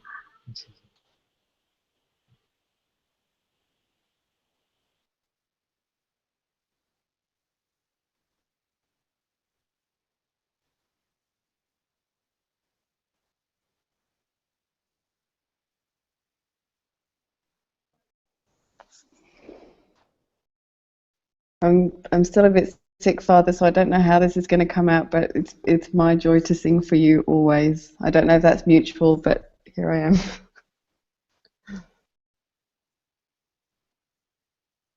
Om Ganesha, Om Ganapati,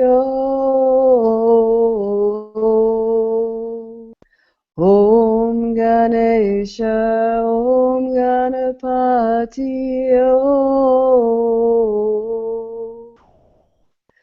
Om Ganesha, Om Ganapati,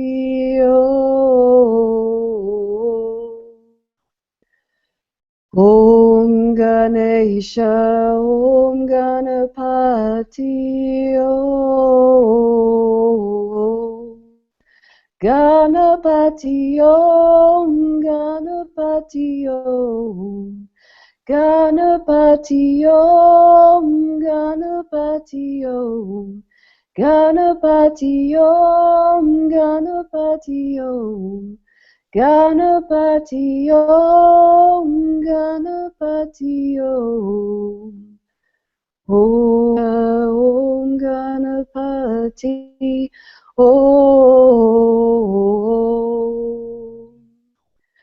Om Ganesha, Om Ganapati,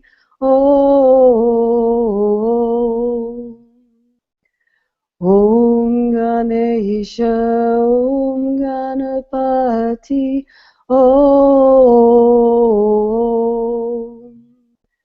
Om Ganesha, Om Ganapati, Om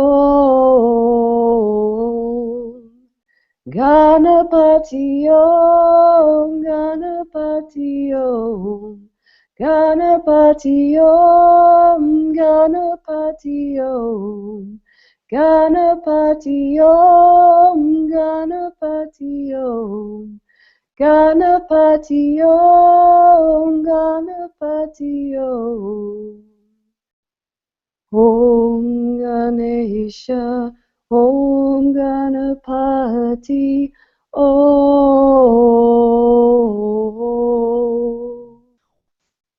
Om Ganesha, Om Ganapati, Om.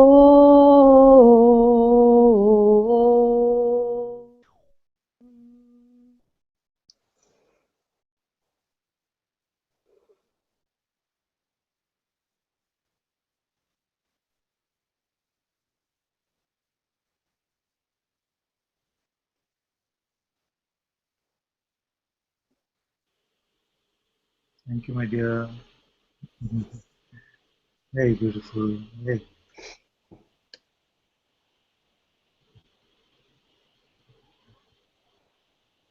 And before we ask Bhagwati ji to sing, I just wanted to read something that Jyoti had typed, and I cannot read everyone's, but I just wanted to read what Jyoti typed. She said, "Beloved Ananta, so true what you say. Lots of time of roasting near beloved Guruji, but still so much love for him. This is maturity. This is beautiful." And she said, "Something the mind can never explain, this inner connection with one's master."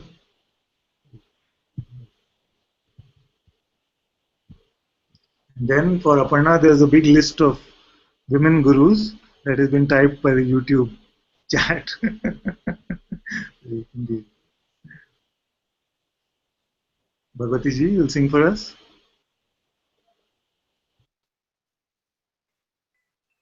Yes, Father. I don't know if I can sing to order. We shall have to see. Can you hear me? Can you Not hear too me? well. Cannot hear you too well. Oh, there's lucky. It's all right. It's all right. We can try. Yeah, you sure? Yeah. Thank Om Namah Shivaya, Om Namah Shivaya, Om Namah Shivaya,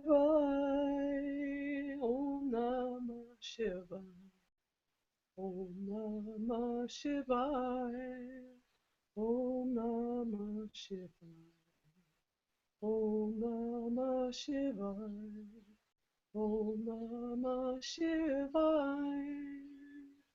Om Namah Shivaya, Om Namah Shivaya, Om Namah Shivaya, Om Namah Shivaya, Om Namah Shivaya, Om Namah Shivaya, Om Namah Shivaya. Om Namah Shivaya, Om Namah Shivaya, Om Namah Shivaya, Om Namah Shivaya, Om Namah Shivaya, Om Namah Shivaya, Om Namah Shivaya.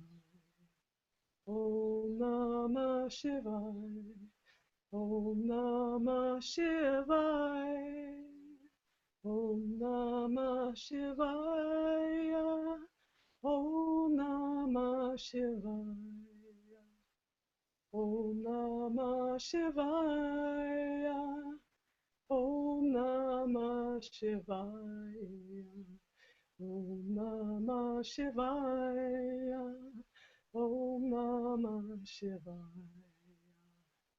Om Namah Shivaya, Om Namah Shivaya, Om Namah Shivaya, Om Namah Shivaya, Om Namah Shivaya, Om Namah Shivaya, Om Namah Shivaya, Om Namah Shivaya, Om Namah Shivaya, Om Namah Shivaya. Om Namah Shivaya. Om Shri Satguru Ramana Ki Jai. Om Shri Satguru Jai. Jai. Jai. Om Shri Satguru Mutaji Ki Jai. Jai. Jai. Om Shri Satguru Ananta Ji Ki Jai. Jai. Jai. Jai. Om Shri Jai. Sangha Ki Jai. Om Namah Shivaya. Om Namah Shivaya.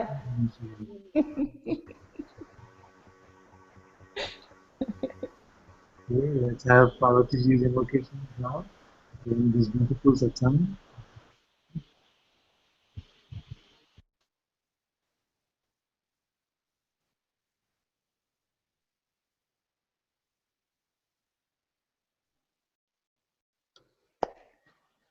Guru Brahma, Guru Vishnu, Guru Devo Maheshwara, Guru Sakshat Parabrahma, Tasmai Shri Gurave Namah. Dhyanamalam Guru Murti, Pujamalam Guru Padam, Mantramalam Guru Vakyam, Mokshamalam Guru Kripa, Mokshamalam Mujiji Kripa, Mokshamalam Nantaji Kripa. Sarvesham swastir bhavatu, sarvesham shantir bhavatu, sarvesham purnam bhavatu, sarvesham mangalam bhavatu, sarve bhavantu sukhina, sarve santu niramya, sarve patrani pashantu, ma kaschit dukhabhag bhavet. Asatoma satkamya, tamasoma jyotir kamya, vichurma amritam gamya. Om Purnamida Purnamidam Purnad Purnamidachyate Purnasya Purnamadaya Purnameva Vashishyate. Om Shanti Shanti Shanti. Brahma Paramastu. Om Shri Satguru Bhagavan Ki Jai. Om Shri Satguru Mukhi Ji Ki Jai.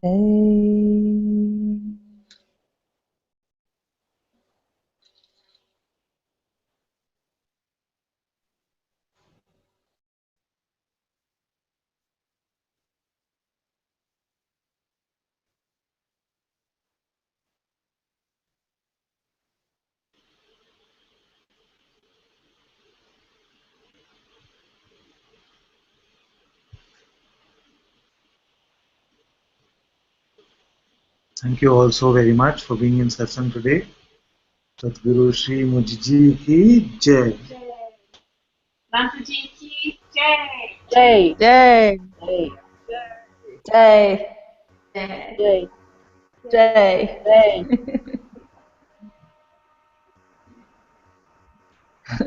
Om Namah Shivaya. Om Namah Shivaya. My apologies to those in YouTube where I wasn't able to read your chat messages.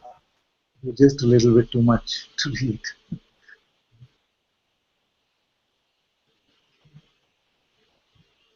Thank you, Parvati ji.